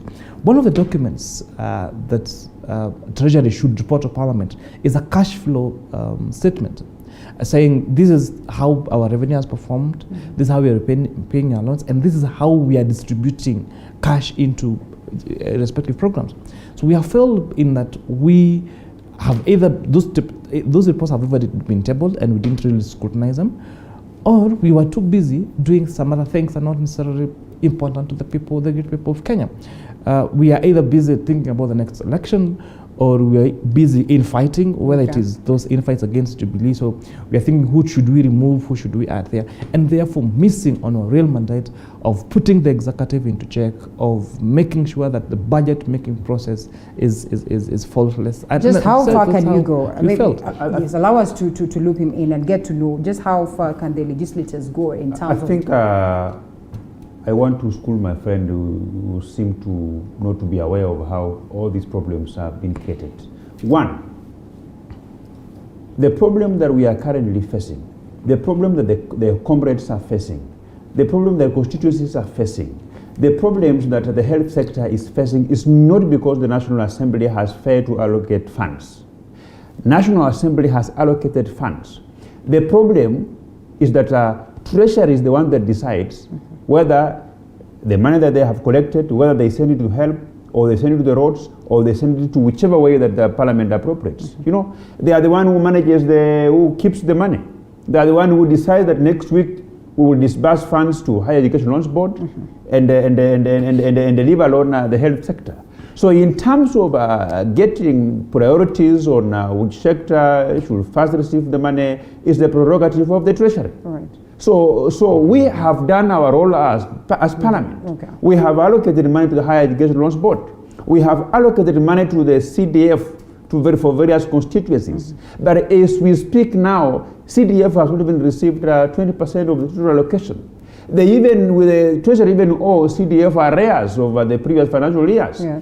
Money for higher education loans board has not yet been dispersed, and that is not the problem of the National Assembly, it's the problem of the Treasury. Okay. So I said that the Treasury is getting priorities wrong. Let me take you back to what I said before he came in. Right. He came in here. This is what I said. In as much as we agree that Kenya is facing hard economic times, it is the duty of government to scale down on some projects that are not important to Kenyans and focus on the very basic needs for Kenyans, even on various households.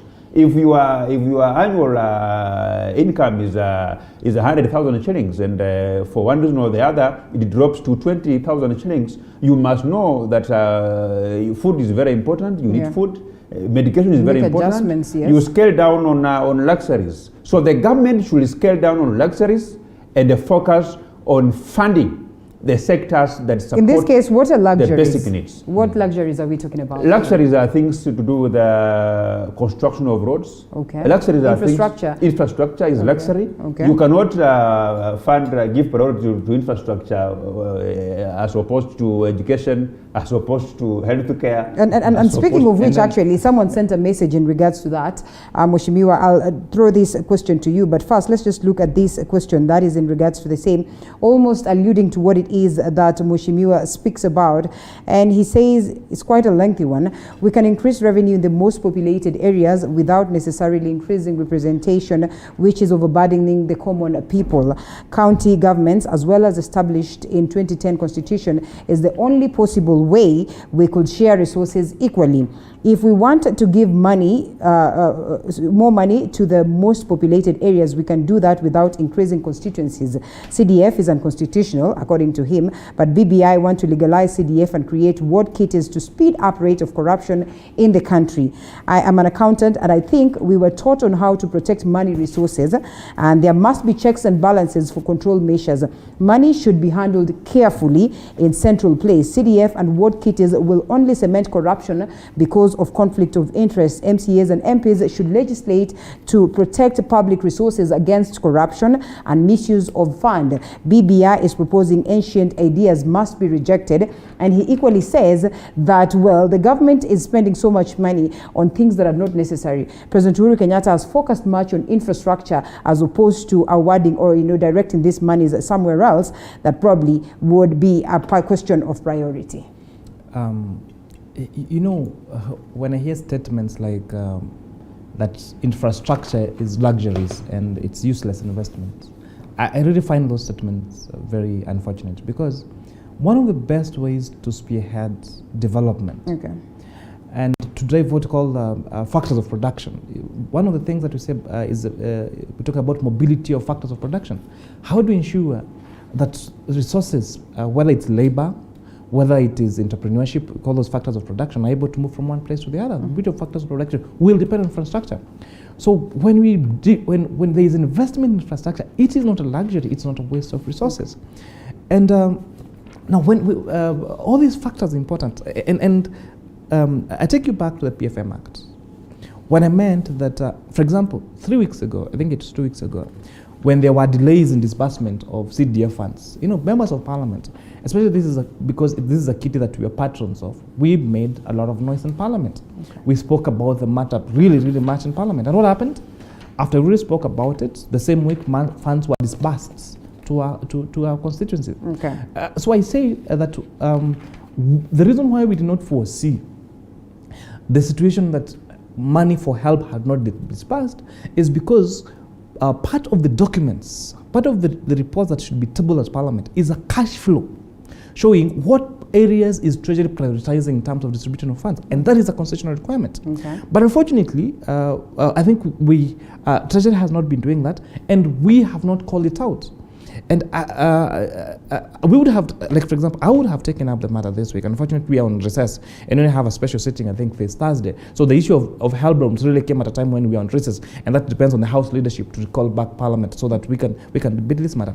But we cannot claim that Parliament does not have a stake in terms of distribution of these resources, because if we call out on Treasury when there were delays in disbursement of CDF, and that CDF will disburse, it means that if we called on Treasury again to disburse funds for help, it will happen. And like for example, I said, when I raised this matter last week in our budget committee meeting at the committee stage, then the CS Treasury attorney promised to do that disbursement this week. And so I'm saying it's a role that we parliamentarians have to play. It's not just a failure of Treasury. Okay. It's also a failure of us as Parliament oversighting and putting Treasury into account. What is being done to address this failure upon acknowledging that there is a problem?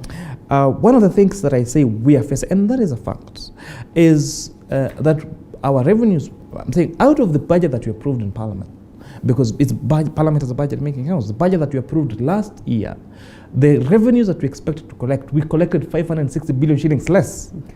And definitely that money would have to affect particular areas. And I'm agreeing, yes. Before he joins it, and I'm agreeing that part of the areas to cut should not have been helped. And that's why I'm saying we should call on Treasury, because our role is to oversight. You know, what does oversighting mean? It means telling them when they make wrong and tell the Treasury, you should not do it this way. You should release this money to commerce. That's what I'm saying. That's what we should do. Okay. And not just do it on national TV, but do it where it matters, at the floor of the National Assembly. And again, I have proof. When 2 weeks ago, when we called on Treasury to release money for CDF, I say, even if it was a little, it was part of the disbursement, and we got the money the same week. I want to tell my friend that when you are arriving at what is luxury and what is basic, you look at what is available, what is on the table. Mm-hmm. If whatever is on the table currently is that we need ventilators in our hospitals, we need our health cares prepared to be able to handle COVID-19.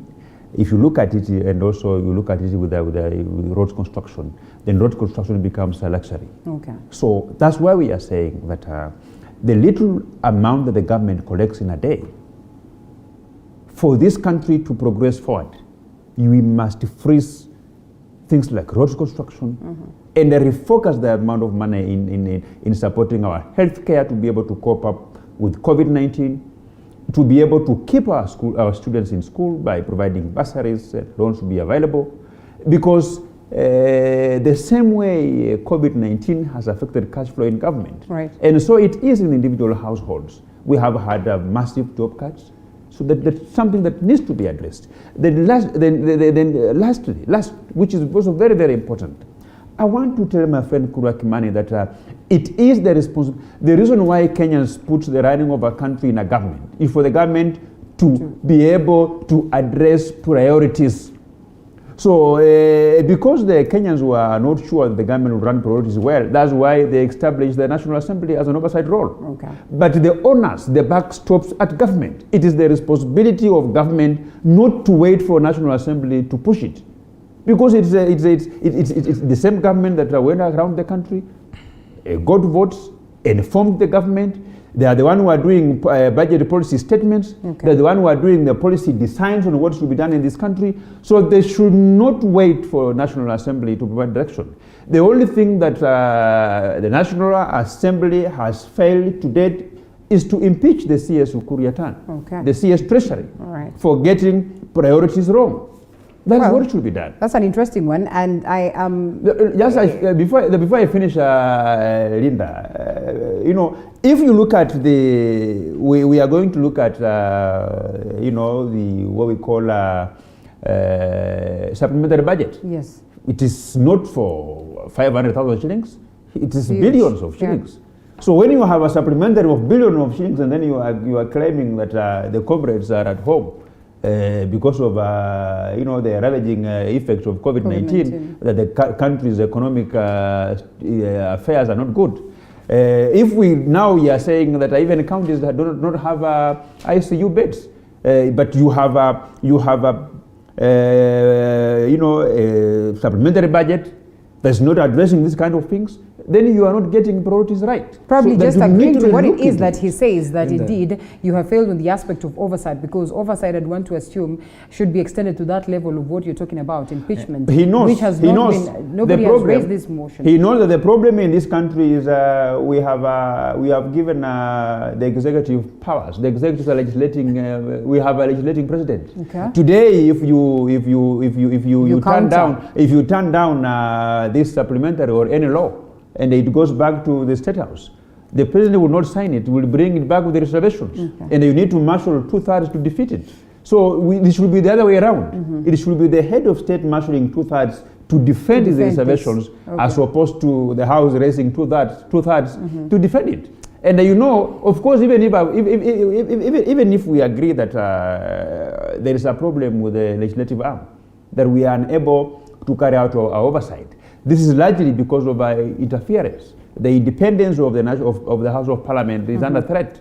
And because we have the executive that is interfering with the independence of the National Assembly, so the bigger responsibility remains with the government of the day. I do not understand why you should say that the executive, is interfering with how the legislatures are deliberating on issues, because one of the reasons why President Uhuru Kenyatta campaigned and asked Kenyans, vote on the 6th tier, look at giving Jubilee the MCAs, look at giving Jubilee the women rep, look at giving Jubilee the members of parliament going up, was because his main interest was, looking at the House and how the formation of the House and the fact that he was avoiding a hunger parliament or something of the sort. And so in this scenario, he was lucky enough to get a majority within Parliament. If we have to have a conversation where, there is some level of interference, what does it speak of what plays out inside?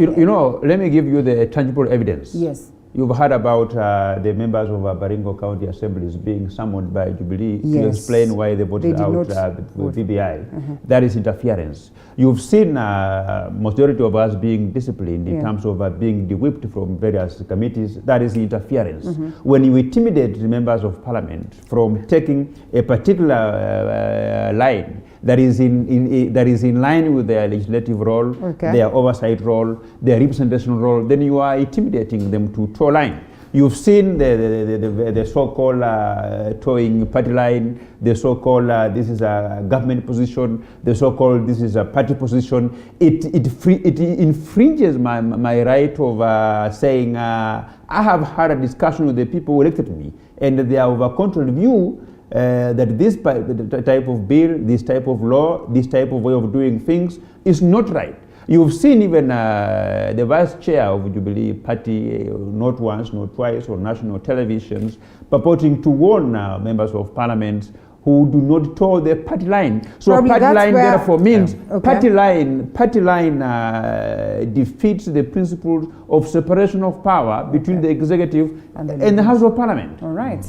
In my view, one, when you are elected to serve the people, your first master is the people that sends you to parliament. So my first boss, my really first priority I should listen to is the people of Molo. Yeah. But secondly, I have also to listen to the ticket in which I vied for that parliamentary seat. And I think this is where is a tricky balance to achieve. And the reason why I've said that in many ways parliament has failed is so even if we have been elected on a Jubilee ticket, and the president is my party leader, I should not fear calling up on him and saying that I do not agree with you on this matter. And we've seen it in the past. It's not that there was no party discipline. Remember, whether it was during coalition government or even before, we had motions, for example, for impeachment, for example. If you remember the famous impeachment, I think the most famous impeachment we've had in this country, the impeachment of the Honorable Kimani, now Majority Leader and Minister for Finance. The impeachment had the support across the political divide. If you've been following up one of the oldest democracies in the world is the United States of America, and if you're looking at, for example, the relief bill that was signed recently by President Biden, it had support from across the political divide. So even if Democrats were whipped in a particular way to vote in a particular way, and Republicans were more or less against it, then the Republicans were able to sit down and see reason. And that is where I'm saying that's where we've not been able to do. We've not been able to say, for example, tomorrow we are sitting on Thursday, we have a special sitting discussing the supplementary budget. So we should be able, as member of parliament, I should sit down and look through the lines and see if this supplementary budget, is there an allocation of funds for help? Because this is supposed to cover in those things that were not looked into because of the revenue shortfall. So I should look, is there money for higher education loans board? If there is no money for higher education loans board, then I should raise at the floor of the house and say we should not approve this supplementary budget because it doesn't have this. And whether or not it is hard or not, I have made the point, and it will be on the Hansard. And that's why I'm saying that is where we've not been able to get at. Because what happens currently is we tend to agree on something even when we shouldn't, and disagree on things that we should not even disagree about. Okay. Because the fact that I have been elected on a Jubilee ticket does not mean I leave my brain at home.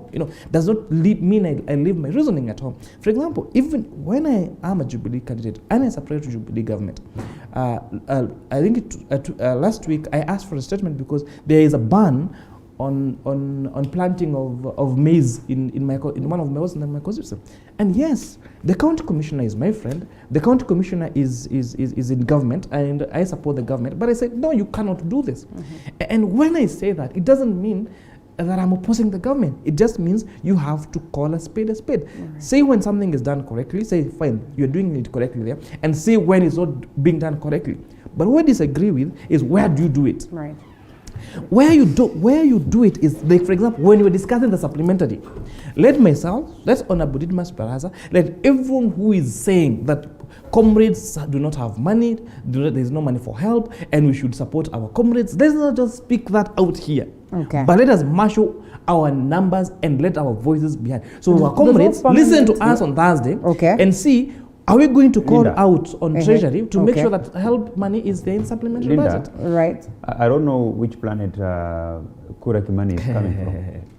He's insinuating as if the members of parliament have been unable to oppose some of the bills that don't seem to favor Kenyans. The 12th parliament has been rated the worst performing so far. Yeah, but I want to tell you that there is no bill that has went through without being challenged. Right. We have had, we can debate about the numbers of the people who opposed particular bills.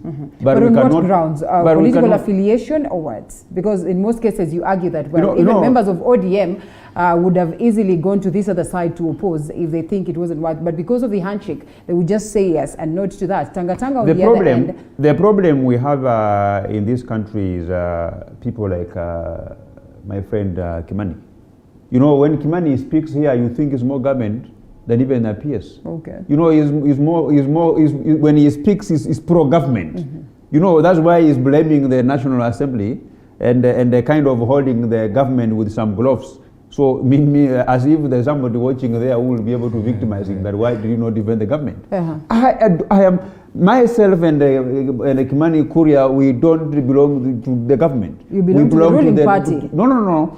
We don't belong to the government. Okay. We belong to Parliament of Kenya. Right. We belong to the oversight arm of government. We don't belong to the executive arm of government. Okay. And our role, the only way that we can assist the government of Uhuru Kenyatta is through our party, where when we hold a parliamentary group meeting, we contribute towards the bettering or improving with a particular policy that the government wants to bring. That is the only area that the government of the day can tap into us.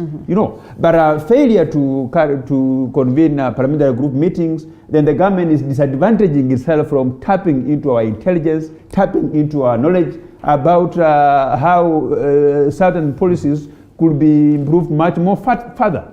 But as a member of parliament representing the people of Kimani constituency, I have a right to say that this government has not lived up to the expectations of the Kenyan people. Is there some level of fear that has been instilled to members of parliament in regards to how they handle this, such that, as he rightfully puts it, that maybe even in the way you address issues, even in the way people, I mean, you members of parliament argue cases or, you know, matters and motions presented in front of the House, you know, there's some level of trying to please the government, Absolutely. some level of trying to have fear on how the government is going to calm down on you. Members of Tanga have argued that, well, there's been a lot of targeting that has been meted upon them.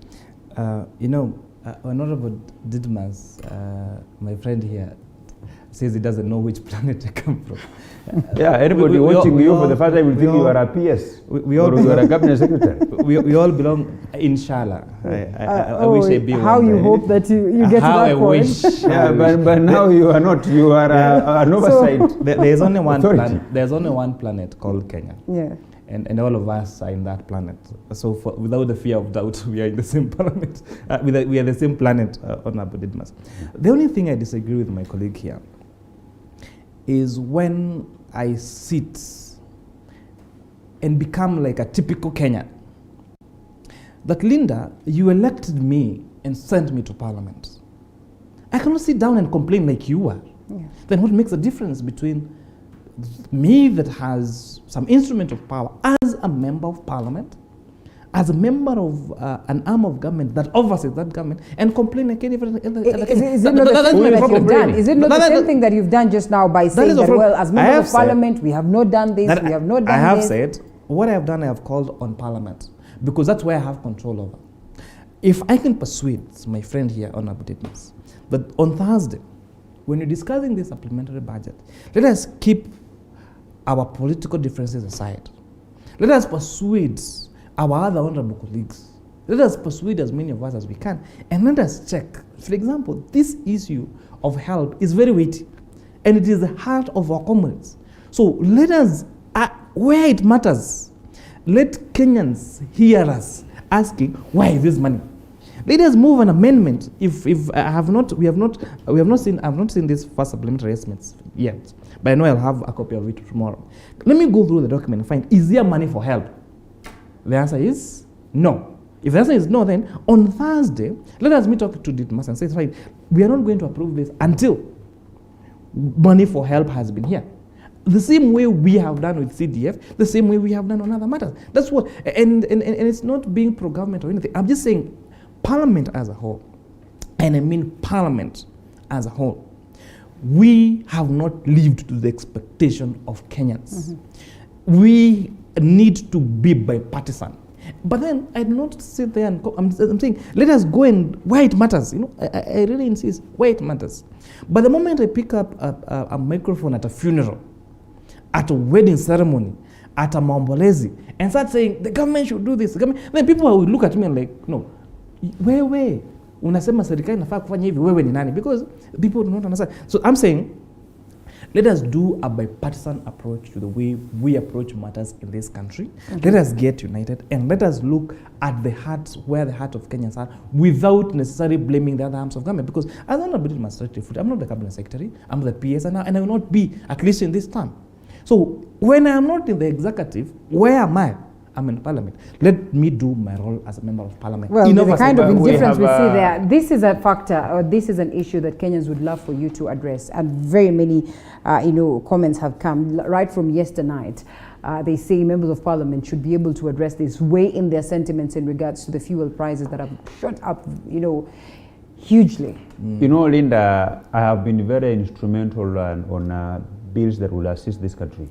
When you see young graduates getting interns, is out of my bill that I brought in.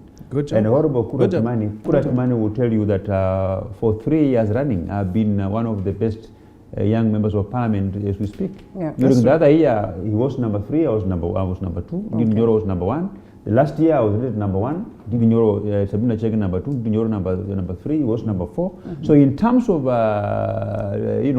doing championing for the interests of Kenyans, I have been among I'm always in the top 2 from the time that I joined parliament. That's true. Now these things to do with fuel. The person that should be blamed for this increase in fuel, you remember where we had that controversial VAT, where the majority of us, yes. where the majority of us voted said nay, and for one reason or the other, the speaker said the ayes have it. And you remember that time where the Right Honorable Raila Odinga convened a parliamentary group meetings for NASA coalition, and they whipped the members to support this one. In fact, after the election of after the sending of that bill into law by the president, you saw him thanking the members of ODM for towing the party line. So it's something which we can actually relook at, but it's going to be a tall order if at all the members of parliament will vote along the party lines. If the members of parliament are going to vote in line with this is what the government wants, you know, the mentalities of Honorable Kuria Kimani, where you handle the government with the gloves. You know, if the government is not doing very well, by the way, the people who are doing injustice to this government are those who are behaving like what we call in English just as in the royal crowd, where when the king is naked, you say you are well dressed. You know, you are all clapping, you are well dressed for you to be noticed by the king. So we must rise to the occasion and tell the king that you are naked. Where the king is naked, we should say it without fear of contradiction. That is what is going to take this country forward. And I would want to believe, yes. And you see, this increase in fuel, the trickle-down effect is going to be very, very huge. Because we are going to have literally, even the cost of electricity is going to go up, the cost of production is going to go up, all the basic commodities are going to go up, and the people who are going to suffer are the hustlers, are the common man. These are the people who are going to suffer. We are going to experience a net increase in the price of all the basic commodities. So I want to urge the government, you don't necessarily have to wait for Parliament to come in. Parliament can initiate the price reduction mechanism, so that Kenyans cannot actually experience the increase in the basic commodities, the price of the basic commodities at this point in time, where the effects of COVID-19 is nearly felt by every part of this country. All right. Well, Mheshimiwa, we're coming to this, and yes. Yesterday, as of yesterday, said there was that trending aspect, and people from Molo saying, let's allow these members of parliament to address this particular issue. Look at the puzzle of 8, that fuel is cheaper in Dar es Salaam in Kampala by far. The cost of getting this fuel into the country is just around 40 something, and then it shoots up to around 120 something for the common mwananchi. Questions linger, and if you clearly saw what has been happening online, because then again these are some of the things that happen there, and they drive a lot the conversation that we're going to take as a nation. Like Mheshimiwa speaks, he says that sometimes these are moments when the king is naked and he's being told that he's dressed well. You could have seen the hashtag that was making rounds, what, Uhuru Maliza tu uende. Like, Kenyans have gotten to that point where, what, well, what can we do? Maliza tu roho safi ufanya nini? Uende. Has the king performed poorly to that level? I dare say, with these fuel prices, it's messy, and that's reality. And Linda, I'm the kind who will call a spade as it is. And it seems the Energy Regulation Commission really did a lot of timing. Because now we are on short recess. We just have a special sitting that was announced. I think there was a notice today for sitting on Thursday. Then after that, we again go on recess. And this issue of energy, I think it's good timing, perfect timing for the executive, for the Energy Regulation Commission to make sure that this happens when Parliament is recessed. But I'm hoping that Parliament's wisdom will raise up to the occasion, because this is a time that we will really be looked up to. Yeah. And also, we must also decide on how we collect our taxes. Right. The finance bill is coming soon. And the good thing, we disagree to agree with Honorable Mosia. The team and I, yes, he has been rated much better in terms of performance at Parliament, but he might have been top 10 in terms of our participation at the floor of the House, in terms of putting things where, speaking issues where they really matter. On the finance bill, I have said this in the last finance bill, and the finance bill comes up, we need to devise ways of collecting taxes, of funding the government, without over-relying on 3 taxes: VAT, excise duty, and income tax.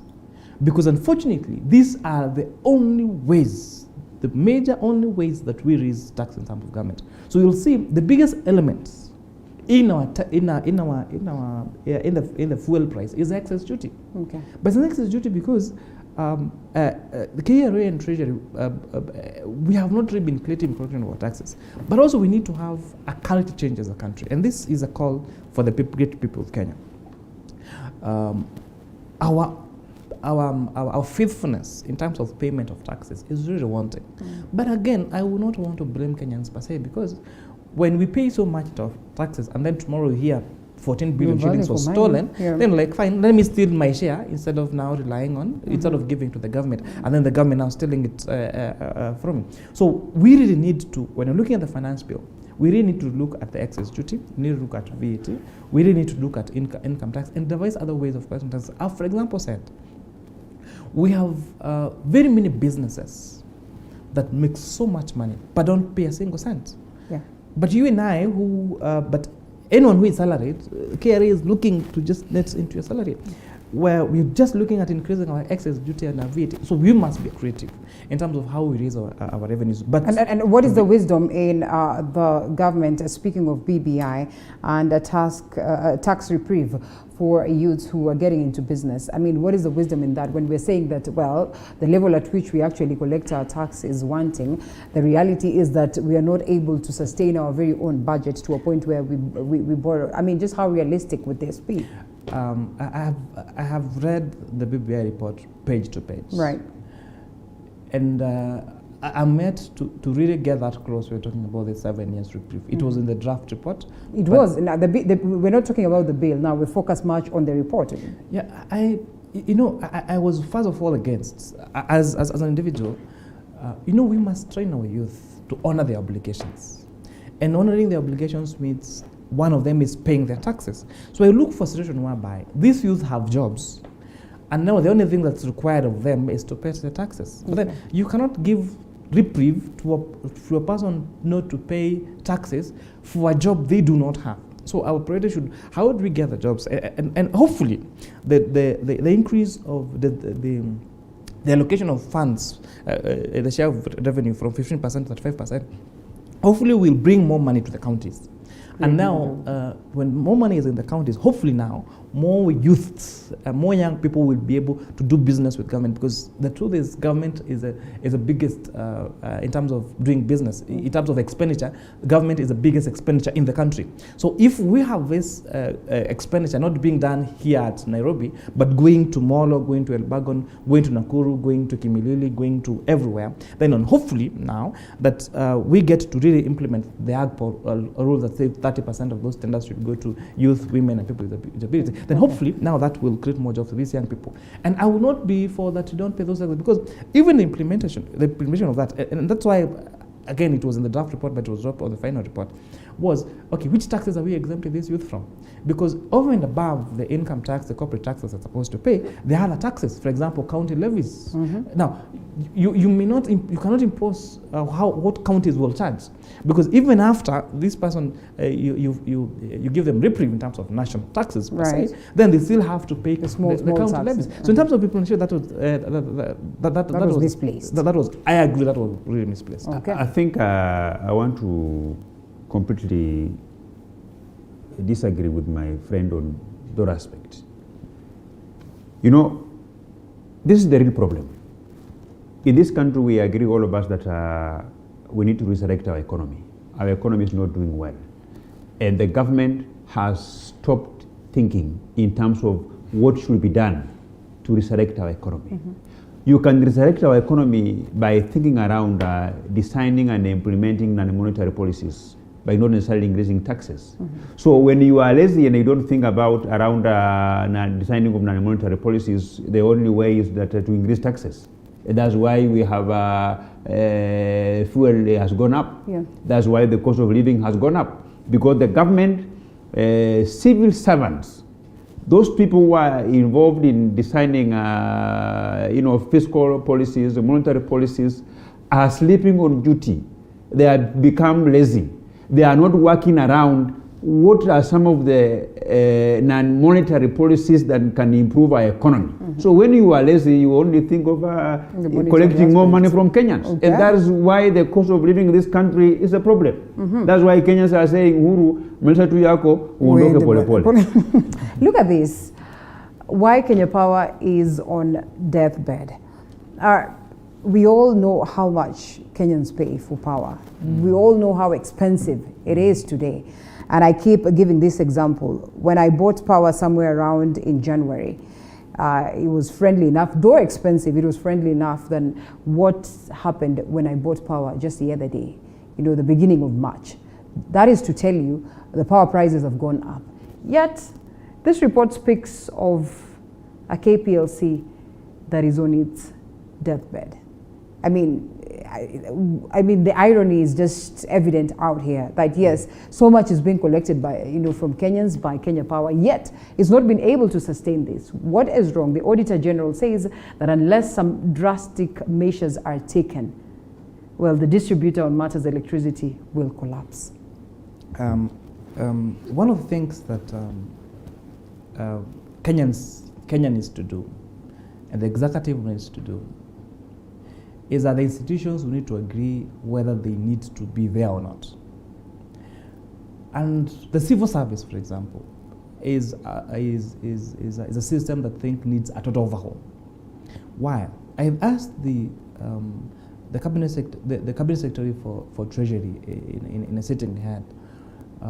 We've had a lot of Kenyans reduce uptake of Kenya Power and resorting to solar. Right. We have seen very major farms and industries now resulting into solar. So why hasn't Kenya Power gone into solar? Secondly, there are a lot of institutions that were created over the years, and these institutions just eat money per se, without necessarily asking action. And I'll give an example. The Auditor General just points out at Kenya Power. I tell you, of an institution like Utalii College. Utalii College is dead. And when they came to ask for money through the supplementary budget, we said no. We had institutions like Ronan Gala College. This government parastatus, thousands of them. The Mumia Sugar, for example. We have Kenya Airways. We have all these institutions that year in, year out, they come back to government and for bailout. And this is where we really need to agree. But we've been asking ourselves, should we privatize these entities? Should we? Yeah, the problem now has been, of course, there are people who've been working in Kenya Power for the last 50 years. Yes. They never retire. So whether you might find a meter reader or just a meter reader who is wealthier than anyone else in this country. Yeah. And this is the sickness that we have in the public service. And hopefully, and that's why, for example, even when you see advertisements being done on civil service, although that's the biggest employer in the country is the public service, you have very few young people. You have very few graduates, or say fresh blood in these institutions. Kenya Power, again, the production of power in the country, we have one company that does power production, whether it's geothermal, for example, or Kengen. We have another power that does distribution called Ketraco. Yes. We have now another one that does billing called Kenya Power. So you have around 4 bodies that does exactly the same thing. And this is where now we need to decide as a country, should we merge them, the 4 of them, to become one institution? How do we attract other investors so that this Kenya Power stops being a monopoly? How do we devolution these institutions? And this is a debate I think that we should have, not just as a government, but an open discussion we should have as a country, that we should invite experts on and find prudent management of these institutions so that this money cannot go. But I have said myself that I will not be party to a decision that sinks more money into this parastatus. If they have to die, let them die a natural death. Let us have solutions, because once you create a vacuum, once you create a demand for a particular product or a service, then you'll have other institutions, including private sector players, coming in and providing that particular service. And when a certain family goes to buy. What kills these parastatals is not that they should be privatized. But there is something which I will explain in about less than a minute, because I've worked in these institutions and I understand what the problem. A company like Kenya Power Lighting, KPLC, their main role is to ensure that they supply power to Kenyans and factories within the country. So that is their core mandate. So out of their profit, 60% should go into improving the infrastructure of their core mandate. But you find most of these government state operations, they will spend even 60% of their profit on issues which are not within their core mandate, like development of HR, like migrating to modern technologies, SAP, procurement systems, which is not even basic, which is not even in line with their core mandate. While we outline that these are very important in terms of them keeping afloat with the changing technology, but they should first improve what lies within their core mandate before or now going out to improve these kind of things. You know, because that is what Kenyans are lacking. So we need to have a clear policy on some of these how these firms are spending their profits. Right. We need to audit how they are spending their profit. Much of their profits will go into improving into buying modern transformers, into buying very many transformers, into improving their connectivity networks, into getting modern metering systems that are able to curb fraud and reduce power losses that basically makes them get losses. But you will be surprised that the huge chunk of their profits go into improving their sub-sectors within the company that are not within their core mandate. And that is the area that managers of those firms use to siphon money from public coffers. All right, this is in the hands of the members of parliament. We hope they can address that. As we close on this particular subject, Jeremiah Muthomi says, true, Linda, I agree. I mean, this is what happened to me. In February, he sends actually his statements of buying power. I bought electricity worth 2,000 bob, and I was given 117.33 units. But in March, that is March, coming to March on the 6th, I bought power at around the same amount, that is 2,000 bob, and I was given 85.48 units. I think Kenyans should come out and speak about this, let alone fuel. Power, on this other hand, is tough on us. Gentlemen, let's close on this one and come to the subject of the day as we come to probably the last laps of the show. The handshake. Shaky handshake. I know this has been spoken about for quite a while, but the reason why I termed it necessary for us to discuss it first is because of the fate of what it is the DP is likely to face. I mean, one of the stories I'm glad has been captured also in the papers is Jubilee ejects Ruto from top party post. The biggest problem that the Jubilee members, and I would want to know whether, Kuria, you agree to this, that Jubilee, attributes its failure and its indifference that we witness today within themselves to the handshake. Would you agree to that statement? I do not think that is correct. Jubilee, let me take you a little back to how we got the handshake. Molo is one of the most volatile places in this country. Sure. We've lost a lot of lives before to post-election violence. And we had come to a situation as a country where if, for example, Honorable Didmas here was from the opposition, from a different political party than I was, then you cannot even see face to face. And if we cannot do that, then what do our supporters do? Remember, we used to have tear gas Mondays. Our GDP was growing at a very low rate. We would spend 4 years constructing our country, constructing our infrastructure, only to destroy them during the election period. And therefore, say, in a general outlook, as a country, it was good to see someone from a different community that never felt that they were in government before, or they felt excluded from government, then them celebrating and saying and they can do business anywhere in the country, they can live anywhere in the country without having fear. The only problem that happened, Jubilee failed itself. Jubilee failed itself. It's like in a marriage setup, if you and your wife, and then you have your friends or you have a boyfriend or girlfriend coming, Right. and then you now say that my marriage was destroyed because of this other person. You actually did destroy your marriage. So these issues we had in Jubilee are internal. Jubilee failed itself. And probably it failed because what was the main purpose of formation of the Jubilee Party? I think that the premise of the formation of the party in itself was wrong, because the strength of the political party was based on two individuals. Okay. But then, sometimes I used to ask myself, so what happens after these two individuals? Because a political party, and again, I'll again refer to the democracy, the oldest democracy in the world called the US.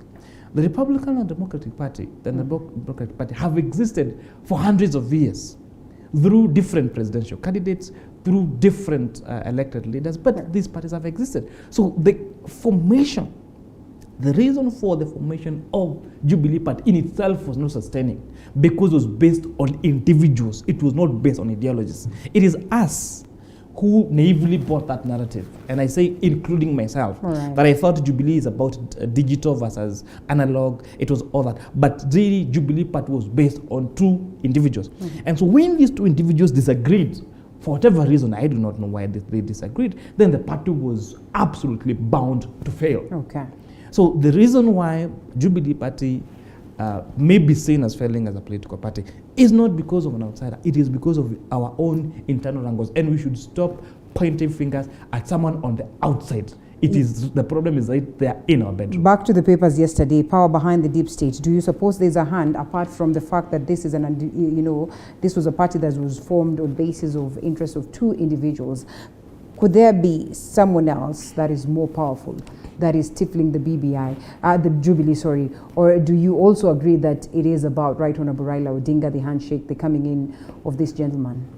First and foremost, I want to make it clear that in every country, we only have one government. Yes. And anybody must work with that government, whether you are the opposition or not.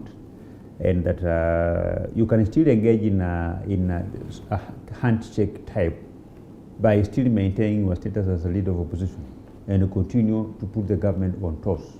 Now, the contrary behavior, where after engaging through in a handshake, you behave as if you are more government than those who formed it, Okay. then it means it's not just about the handshake, but it's kind of a coalition.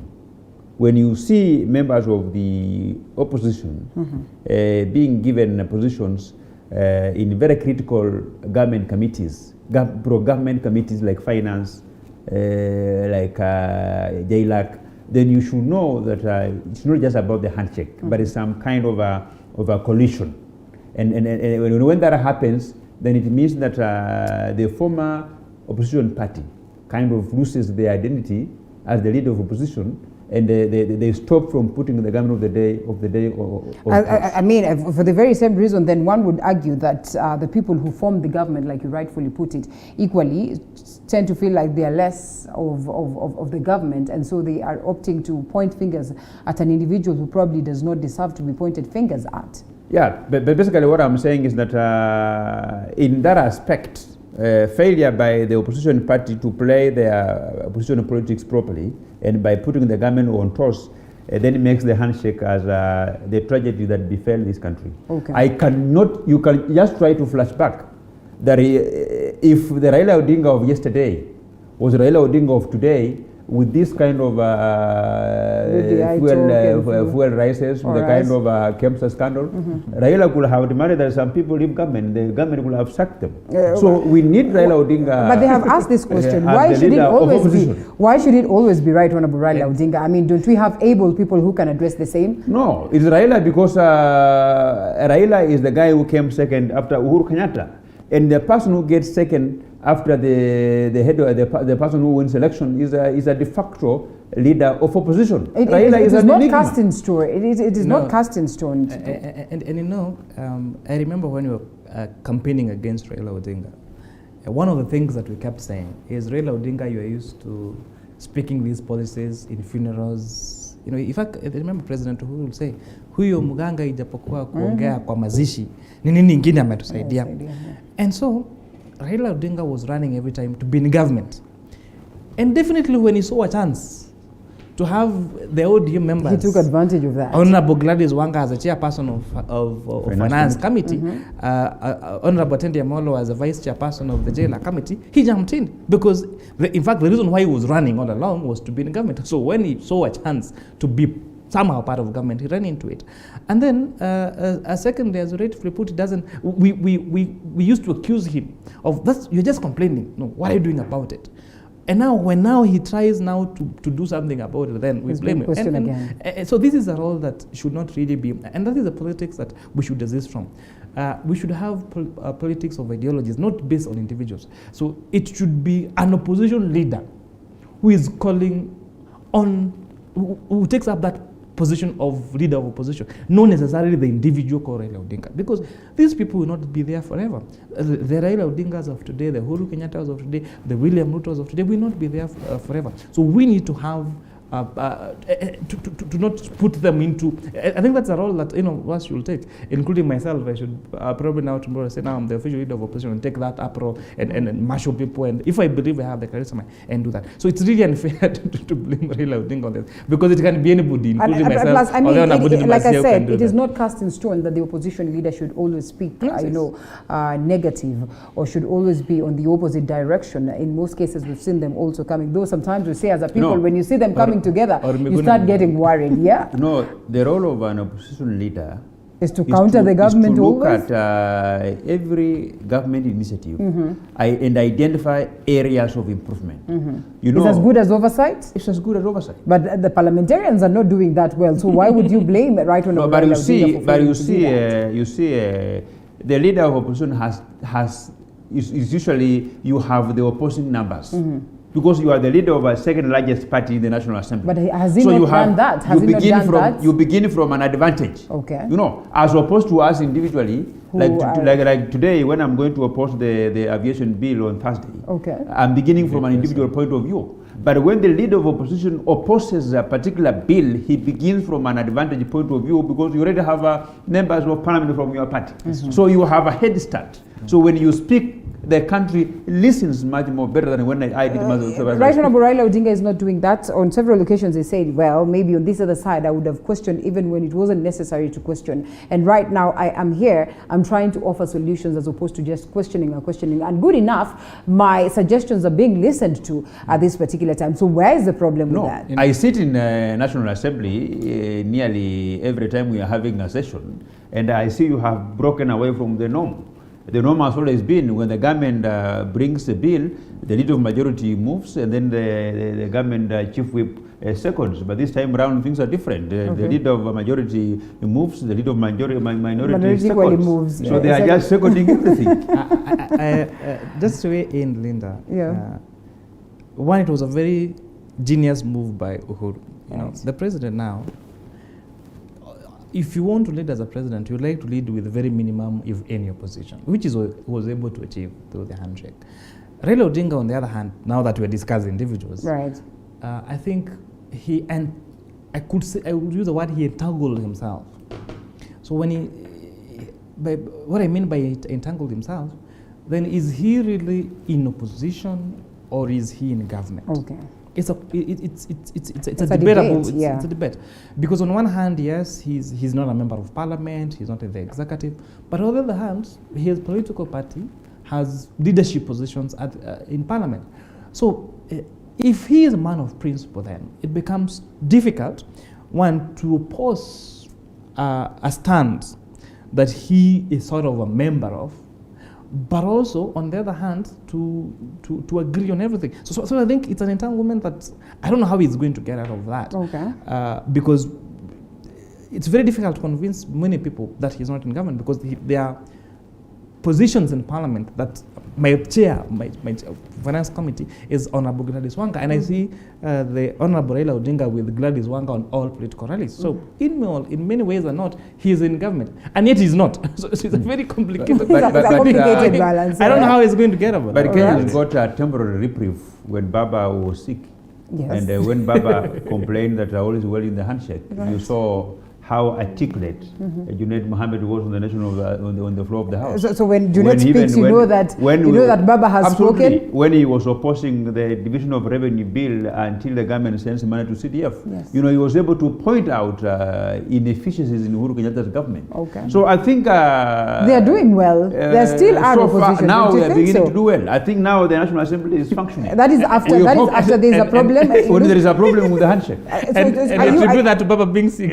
Well. Are you in agreement that there is a problem in the handshake? I mean, because if such progress is being witnessed, and one can look at the fact that, or the utterances that came out, the likes of Senator James Orengo speaking of this, we say that when he speaks, you can almost tell that Baba has spoken. When you see Otiende Amolo speaking, you can almost tell that Baba has spoken. So in this case, do you agree there is a problem, with the handshake? Let me give you a small story. On the day after the handshake, we had a Harambe at Njoro, I think it was ACK Church at Njoro. The chief guest was His Excellency William Ruto, the Deputy President, and we were with the Honourable Moses Kuria, myself, Apuri Amburi, the ELMP, and very many members of Parliament. And then we had sort of a narrative. We defeated this guy the first time. And now he said we repeat, then we repeated him against time. He saw himself in. So this person will never be president. His work is just to jeopardize this country. Then alas, on the news, then we saw Raila and Uhuru now critiquing that. And we were really caught completely. Myself, for example, I was disappointed, completely off guard. Okay. And after that, I learned my lesson. This handshake is between these two people. I will not find myself in the situation I was again by saying whether there is a problem or not, because I do not know. It is a handshake. Because I was dumbfounded. I couldn't believe it happened. So are they together? We will ask them. Are they not together? We will ask them. Okay. But let's just hope that things are all right. All right. Well, Honorable Didmas, but as you react to that also, you want to tell me there's really nothing good that has come out of the handshake, honestly? Let me tell you, I'm a former military. In the military, there is a bomb which you call a light bomb. Okay. This light bomb is not for killing anybody, but I usually use it at night to provide the light so that you see the enemy. Then what follows is you fire. You throw the light bomb. Then you're able to see where the enemy is. Then the snipers will do their thing. Okay. I can tell you for free that when Baba engaged in handshake, the 9-point agenda was just some kind of a light bomb, so that he can be able to see where he can direct his political power ammunition. All right. I say so because all was well until talk of Uhuru Kenyatta wanting Musalia Mudavadi to succeed him, wanting Gideon Moi axis, Kalonzo Musyoka axis. That's when Raila Odinga became a bit jittery. Right. So it means, therefore, that Raila Odinga, apart from the 9-point agenda, he had another agenda, which is basically to urge his brother Uhuru Kenyatta to endorse him for the big seat. The presidency. That's why anything short of it. They have constantly disputed that, and they said when we sat down, there was nothing to do with it. They cannot agree, but I can confirm that Raila Odinga had an extra agenda of. How can you confirm that? I confirm that because why is it? No. Why is it that when you hear the talk of Uhuru Kenyatta favoring Musalia Mudavadi, favoring Gideon Moi, they're jittery. It means, if you are in a room and you are friends, you are maybe one man and some 3 ladies, and then a man is able to deceive the public that we are just best friends. But when you hear that one of the girls is courting another man, you become jittery. Do you think Right Honorable Raila Odinga is shaken with this? I mean, in his own party, there is Joho, who has declared his interest, for the presidency. He has not declared his interest. He says, until we discuss and we are done with matters BBI is when I'd speak. Why would people assume that such is the case? One, these people, they are politicians. And they are, if you use the word, they are political animals. And political animals feed on a prey called support. So definitely, you cannot cancel out that, of course, the Right Honorable Raila Odinga hopes that that Uhuru Kenyatta will say, I helped you in running your government. So give me some little influence, in whichever way, whether it's through endorsement, whether it is in state resources, whether it is in his movement, whatever it is, or whether it is, for example, remember also, for a very long time, ODM had complained they did not have access to the political funds, the political fund that's supposed to help them run. Yeah. And I think after the handshake, they were able to access the political fund. So whichever support that Raila Odinga would want from the president, you cannot rule out that if you're friends, then I expect that you extend some favors to me. On whether or not he expects an outright political endorsement is another story altogether. Because let us face it, it does not necessarily mean that even if Uhuru Kenyatta would stand and say we are supporting Raila Odinga, it doesn't necessarily mean that he will be. That he's going to be. It doesn't necessarily mean that it would necessarily be a good thing. Because remember also, there are people who believe in Raila because they have issues with Uhuru, So it's a very complicated arithmetic. And for example, remember in 2002, a presidential election, when Moi did endorse Uhuru Kenyatta, I think it reduced his chances of becoming president, rather than if Uhuru Kenyatta would have squared it out with all the other aspirants. Because remember, that's when Raila Odinga and everyone else fell out, and then they went and said Kibaki tosha. So probably hadn't Moi endorsed Uhuru, maybe Uhuru had a better chance then of becoming president. So it doesn't necessarily mean, in my view, that the endorsement of President Uhuru to Raila Odinga would mean that Raila Odinga would ascend to presidency. It will also come with particular balance, because there has been successes. There are very many successes of the Jubilee government, but there are also some things that the Jubilee government has not got it correct. So he may ride on the development record, but he may also carry in the baggage. For example, not everyone in Jubilee, for example, would be willing to support Raila Odinga. Right. And so that means there would definitely be a follower. So let us not automatically assume that Raila Odinga expects endorsement from the president, because an endorsement from the president does not necessarily mean that he will be the president. That he will be the president. I mean, why would it be a big factor? You should not at any given time doubt that one of the things that Raila Odinga thought he will get through the handshake is the support of Uhuru Kenyatta's government. For the very same reason, the deeply expected support of President Uhuru Kenyatta. So looking at that and having been shortchanged, why would one sit down and assume that they're going to get the same support from this particular individual who should change the person they want? I want to say this because even Oburu has said this before. Yes. In trying to explain to the supporters of ODM and the supporters of Raila Odinga that the reason why Baba was losing elections is because he has been having only the support of Kenyans, but not the support of the deep state. Okay. But this time around, he has the support of the deep state, so he will win the elections. Now, the handshake and the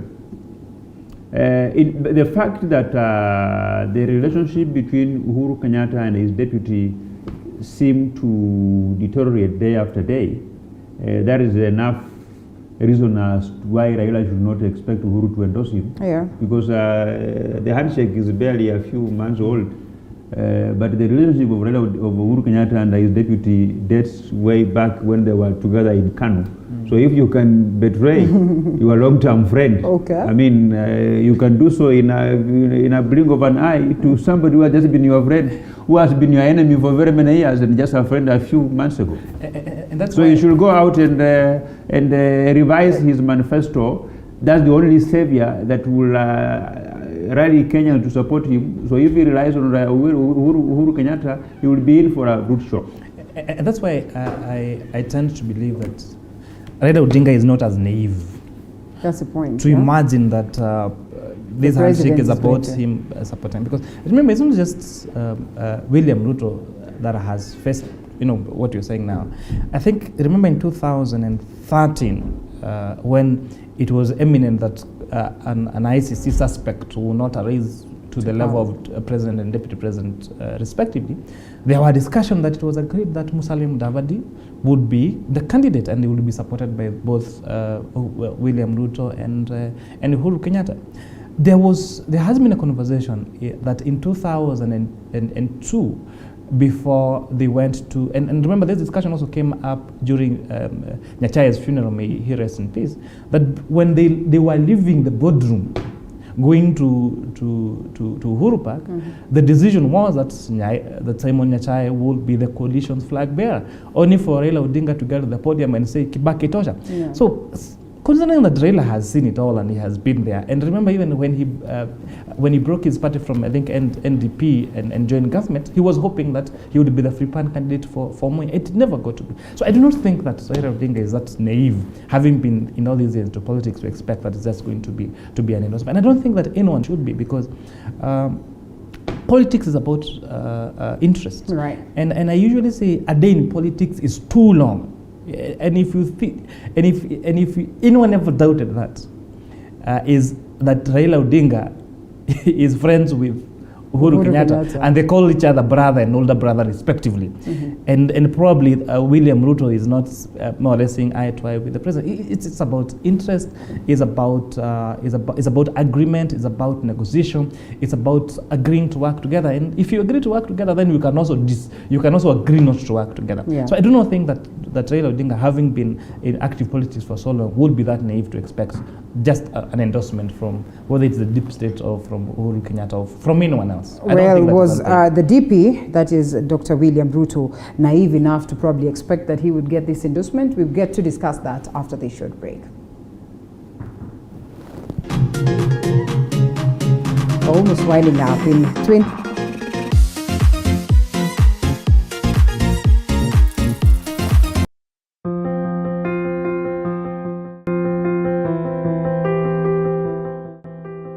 They say the way to the heart is through the stomach.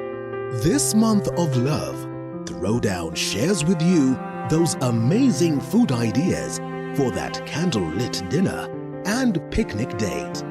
Learn those dining etiquette and avoid those embarrassing moments every Sunday at 6:30 p.m.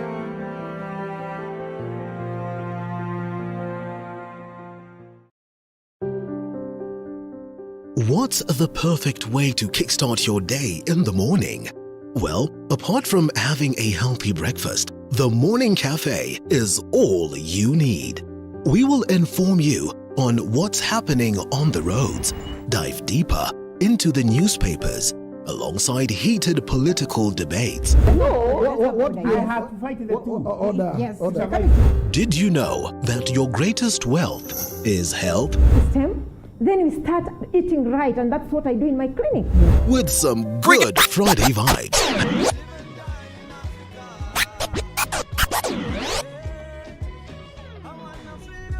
The Morning Cafe with Linda Alela, Monday to Friday, from 6 a.m. to 9 a.m. Only on TV 47.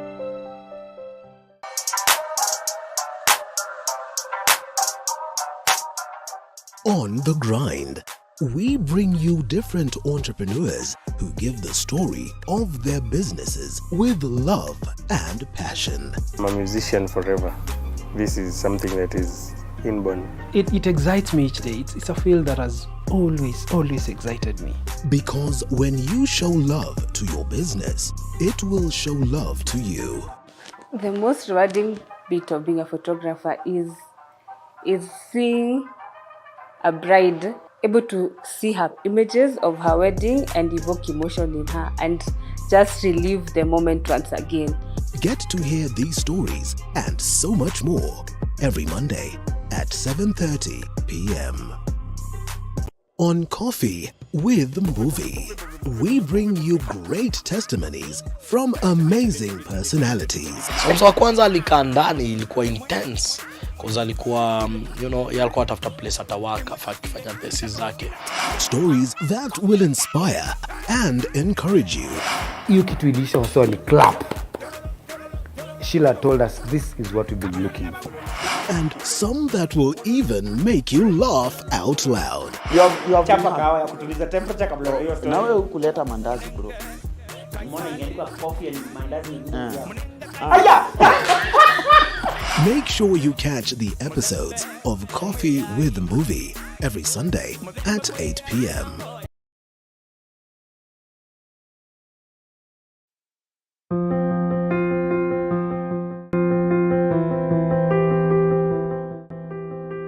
say the way to the heart is through the stomach.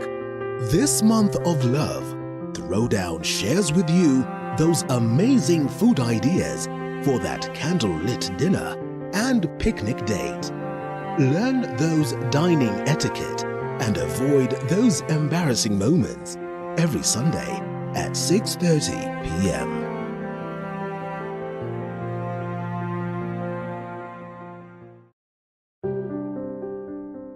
What's the perfect way to kickstart your day in the morning? Well, apart from having a healthy breakfast, the Morning Cafe is all you need. We will inform you on what's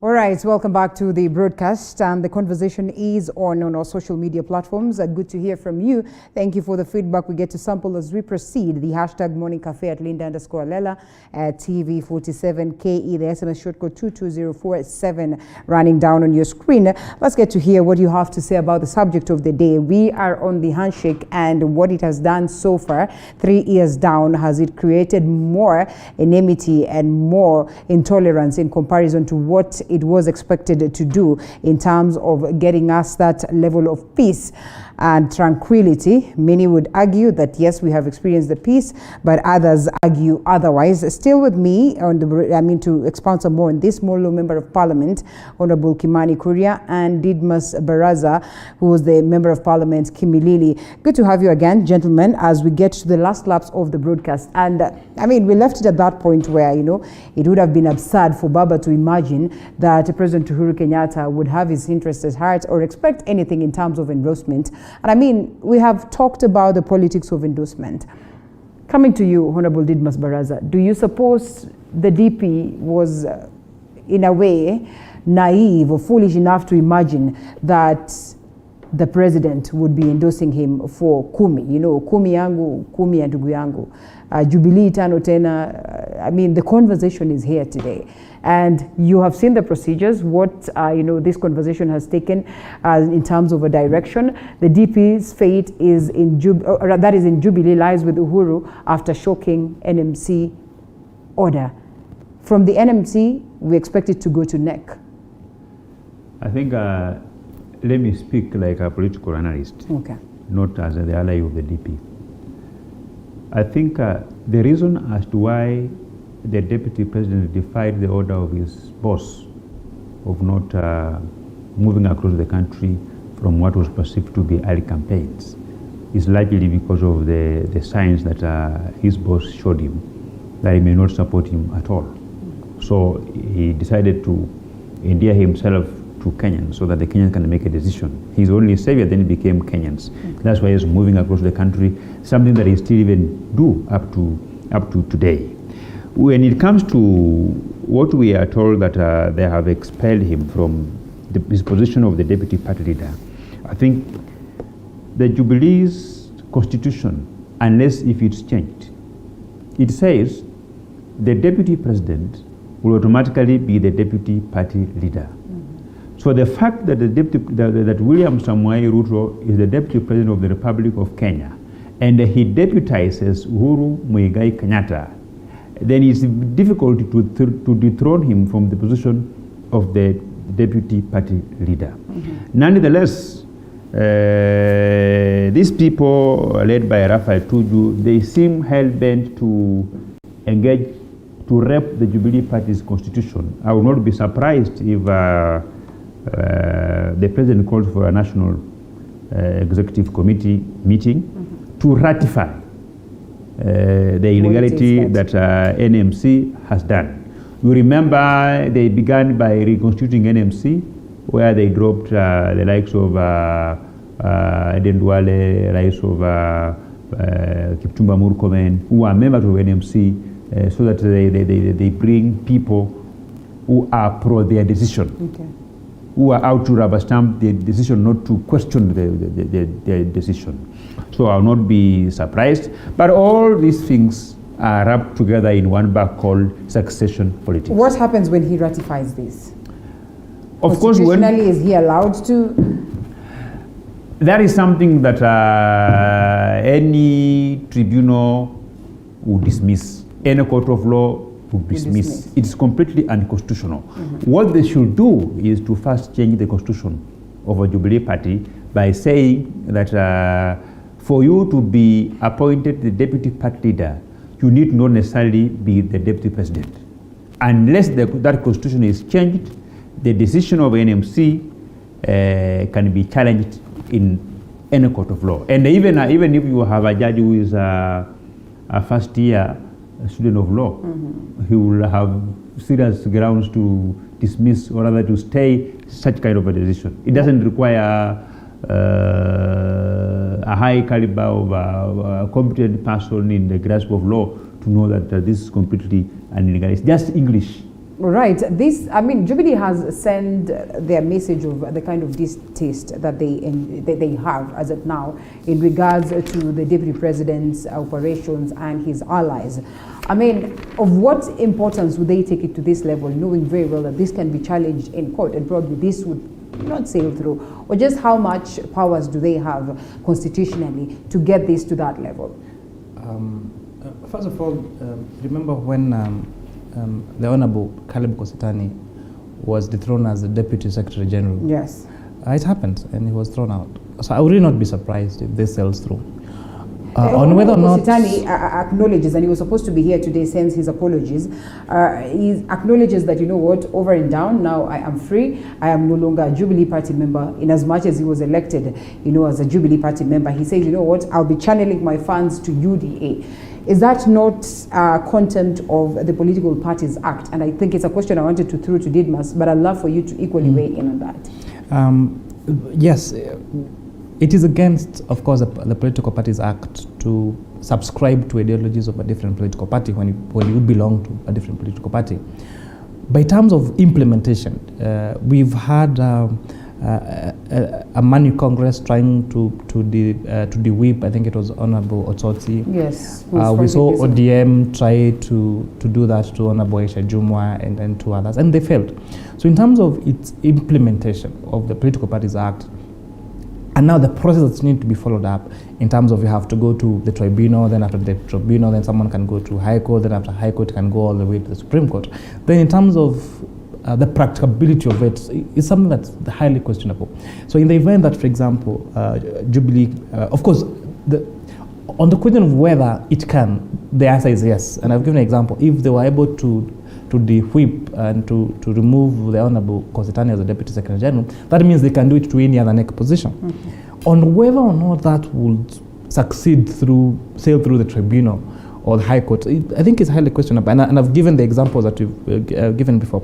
Because now the question is, if the Deputy President is not the Deputy Party Leader of Jubilee, then does that subsequently mean that he cannot be the Deputy President? If for example, if they went further, for example, and removed him from the Jubilee membership lists, then does it mean that he doesn't, that he ceases being the Deputy President of the Republic of Kenya? These are questions that, of course, again, will go to the tribunal, then after that to go to High Court, then after that we'll go to whichever courts. But I think the Jubilee leadership, and I'm not in a position to advise them, but they should approach this matter very cautiously. Because to follow what has happened before, the Deputy President might say, fine, remove me as a Deputy Party Leader, and because he has shown interest in the UDA party and moving the agenda of UDA, then it would really give him now a good platform. Let's say, fine, see, I'm no longer mimi siko na wao sasa, and they threw me out, and so it will really give him. And now on how that works on Jubilee, again, is something that's they need the leaders in the political leadership in Egypt need to think it through, so it doesn't become counterproductive. Otherwise, you might think that whatever you're doing, you are doing it to protect the party, to protect the government, but instead then it becomes detrimental even more towards in terms of how you run the government. All right, would you agree that the DP, his foot soldiers, have probably gone against the Political Parties Act? If you do not agree, or if you agree that such is the case, then why would you cry foul in the event, or why would they cry foul in the event that, you know, such house, you know, cleaning is done, and I mean directly mated upon them? How are we going against the Political Parties Act? By associating with UDA? I mean, is it not against UDA? that? UDA changed her name from PDR. Right. That PDR is an affiliate of Jubilee Party. Okay. We have a coalition agreement. We have members of parliament and members of the county assemblies. So it's just a bedroom within the bigger house of Jubilee coalition. Metamorphosing and okay. And the fact that we don't hold positions in that party, but we have associated ourselves with that party because it's assumed that their ideology, their philosophy is somehow similar with that of Jubilee. That's why there exists a coalition agreement. Take us aback. Well, a coalition agreement. Just what really was the agreement during the merger? There was an opening to this? Yes, you know, during, because of the politics of pastoralist communities, where elders will kind of support a particular preferred candidate, Jubilee Party did a free and fair nomination process, and the people who won were not necessarily fronted by the elders. Okay. So those who were fronted by the elders, to avoid, and they were still supporting Uhuru Kenyatta, to avoid those leaders from, taking their support elsewhere, Jubilee Party agreed to enter into a coalition agreement with the PDR, the party where the Isiolo Senator Fadumo Julo is a member, the party where the Garissa woman rep, Honorable Fatma Gedi, was elected on that ticket. So that party was available as an alternative for those people who are still supporting Uhuru Kenyatta, could still vie on, and they got support from Jubilee Party as well. So this PDR changed her name from PDR to UDA. Okay. So UDA is a Jubilee affiliate. All right. Do you agree to that? Do you suppose they're in contempt of the same? Is it an unfair treatment that is mated to the Tanga side of Jubilee Party? I think the Jubilee Party has had its stand, and again, with the Jubilee Party, I mean the spokesperson of the party according to the Jubilee Constitution is the Secretary General, who is the Honorable Tuju. And on several occasions he has said this is the party position. So definitely, if you go against that particular party position, then you are flaunting the party position. You're not obeying the party rules. On whether or not it's fair, it's something that's very debatable. Does it mean that if we are caught stealing and you're taken to court, that your submission in court should be Linda was also stealing and she was not taken to court? I think now that's the issue, because one of the reasons that have been fronted in saying that by them not supporting a different party is giving the example of, I think it has been Honorable Maina Commander when he supported an ODM candidate for the Kibra by-elections, against what was perceived as a party position, as when Jubilee had already fronted I think it was Imran Wanyama as its candidate. So on whether or not it has been applied fairly is something that's debatable, and I would say not necessarily. We have had other individuals who have done against what Jubilee has said, and action has not been taken against them. So we can say that Jubilee, to be honest, has not really been consistent in terms of what position it has taken against its members.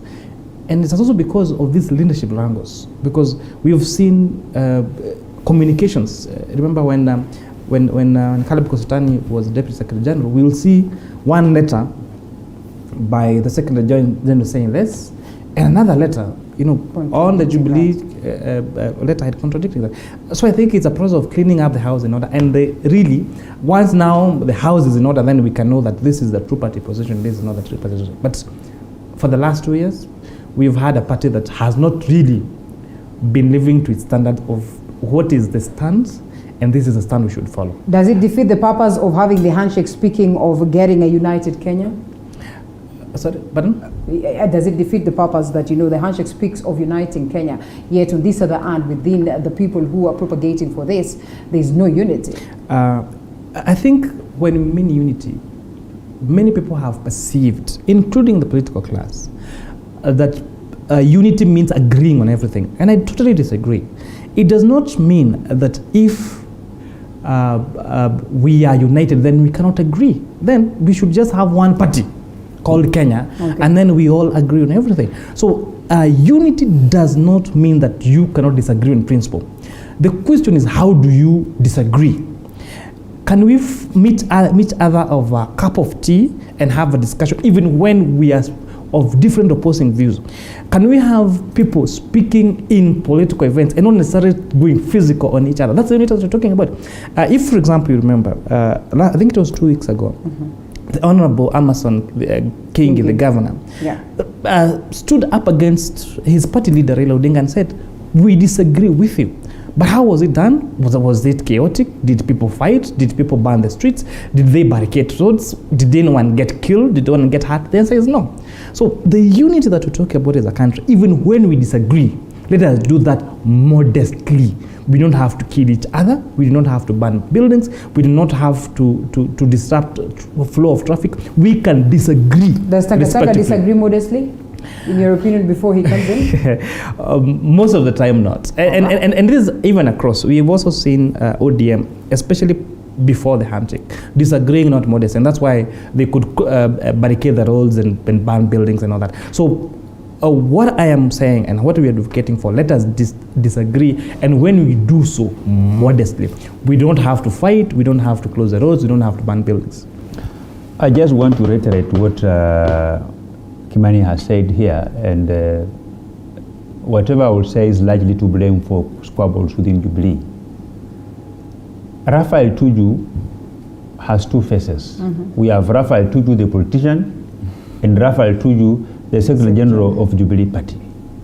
Now, it is not that whatever Raphael Tuju says is the position of the party.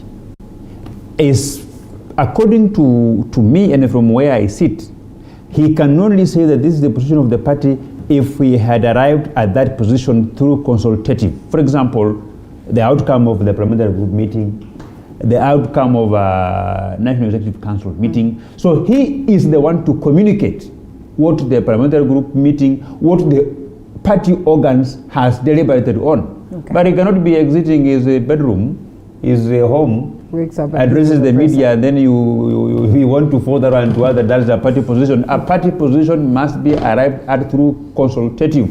But just what is the role of the Secretary General then? Communicating with they can proceed and declare, makes these declarations that would be considered. The role of the Secretary General of a party is to communicate the outcomes of a party meeting, and the organs of the party meeting. So if he not what he thinks in his and mind. It's not the outcome. It's not the outcome. Then what does it speak? Does it speak of another hand that directs him, or what exactly? That is what he has been doing, and that is what has been bringing problems here. And by the way, Kenya is a democracy. Are you people scared of facing the person you think is the problem, and you always go out there throwing, or pointing fingers at people who are just somewhere? We are not. We have done this. Are you scared of President Uhuru Kenyatta? We have called President Uhuru to order not once, not twice, until some people think that we are disrespecting the president. Okay. The insinuation that we have been disrespecting the president is gotten from the fact that we have always been calling President Uhuru Kenyatta to order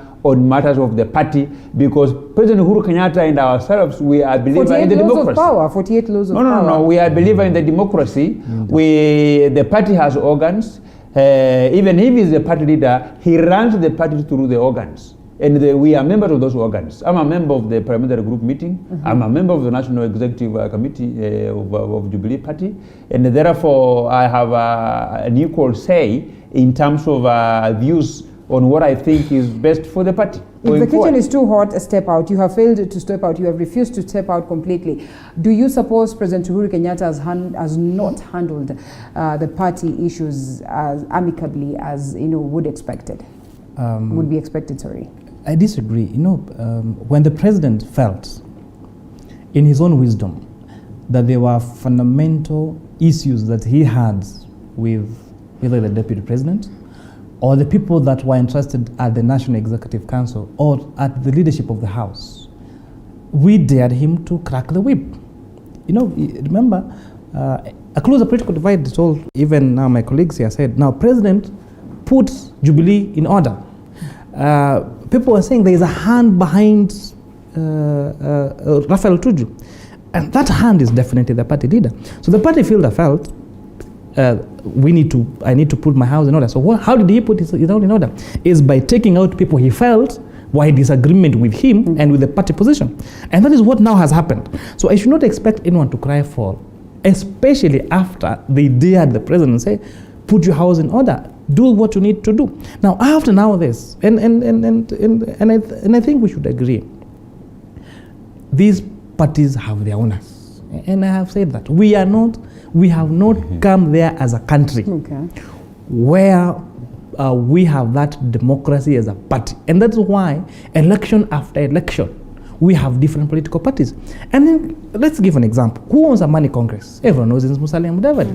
Who owns Jubilee? We thought it was Uhuru and Ruto. Now we realize that it is Uhuru. Who owns UDA? William Ruto. Who owns ODM? Who owns ODM? Who owns Wiper? Who owns Wiper? Who owns Chap Chap? Okay. All these parties have owners. You know, are they still party owners anyway? It is not so to speak that Uhuru Kenyatta is the only person who controls Raphael Tuju. Okay. I'm meant to think, and I can dare even say that Raila Odinga controls Raila Odinga after the handshake. Okay. Raila Odinga seconded the handshake nearly in all government offices, including Jubilee headquarters. No. Absolutely. That's not correct. Raila Odinga extended the handshake to all of you. But let me tell you, you are the same people who are reporting to Kenyans in a few months ago that nowadays Raphael Tuju is strategizing for Raila Amolo Odinga. Okay. It was out there. It is because it was out there for the media to ensure that it goes to people. One of the ODM, one of the reasons why ODM was formed as a political party is to seize power. If Raila does that, what stops Ruto from doing that? Let me finish. What ODM was formed for the purposes of seizing power, like any other political party. And given an opportunity, Raila Odinga has succeeded in killing Jubilee. Just how powerful is Raila Odinga that the DP cannot counter the same? The DP, who's the deputy president of the party, cannot equally run what it is that... It's not about the DP, it's about us.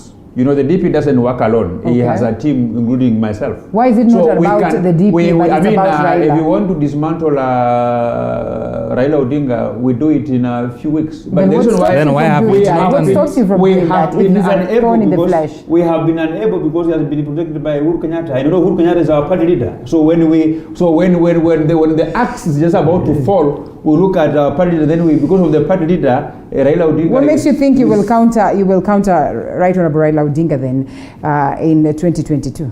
Because Baba will not have the support of Raila. The reason is the fact that we have rebranded UDA is enough reason that we are also getting tired. Mheshimiwa, let's close it. We will continue holding the hammer. Let's close it in 45 seconds.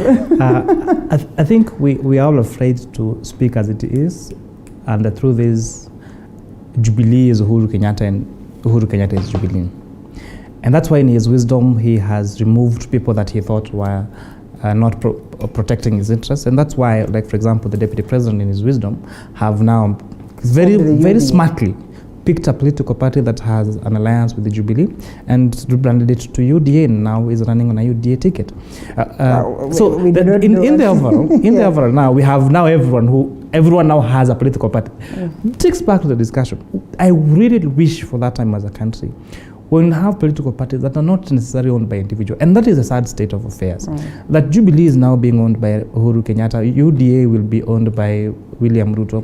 Wiper is owned by Kalonzo Musyoka. Chap Chap is owned by Alfred Mutua. Chama cha Mashinani is owned by Isaac Ruto. These political parties have owners. But I really look forward to a time when you'll have political parties that you can live beyond the life of that particular individual. Whether it is their political life or their physical life. And that is a time then when we are talking, we can comfortably talk about internal democracies in those parties. We can talk about we are forming government because of these particular ideologies. Until that time, let us agree, hivi vyama vina wenyewe. All right, and stick to your lane, as the Englishman would say. Oh, yes. Member of Parliament of Molo, Honorable Kimani Kuria, and Honorable Didmas Baraza, Member of Parliament Kimilili. Thank you so much for the great insights, gentlemen, as I look forward to host you another time. It's now time that we come to a close. It was good having you right from the start and up until now. I do not go without giving you the goodies of the day, 500 worth of airtime for you. Something as simple as just answering the question that runs on your screen in regards to the shows that we air, the soap operas that we air. As you can see right there, whose wedding was cancelled in Friday's episode of So Much Love. It's as pretty as simple as that. If you're a lover of this soap opera, So Much Love, then you have the answers. Go right there on our SMS short code 22047. Drop the answer there and we'll reach out to you. If you get it right, you have 500 worth of airtime. That is how good we are to you and how grateful we are. We say asante sana for always keeping it the home of untold stories. That is TV47. My name is Linda Alela. Thank you so much. I look forward to see you again tomorrow, same time, same place. We close Morning Cafe as at that point. Thank you. Thank you so much. Thank you.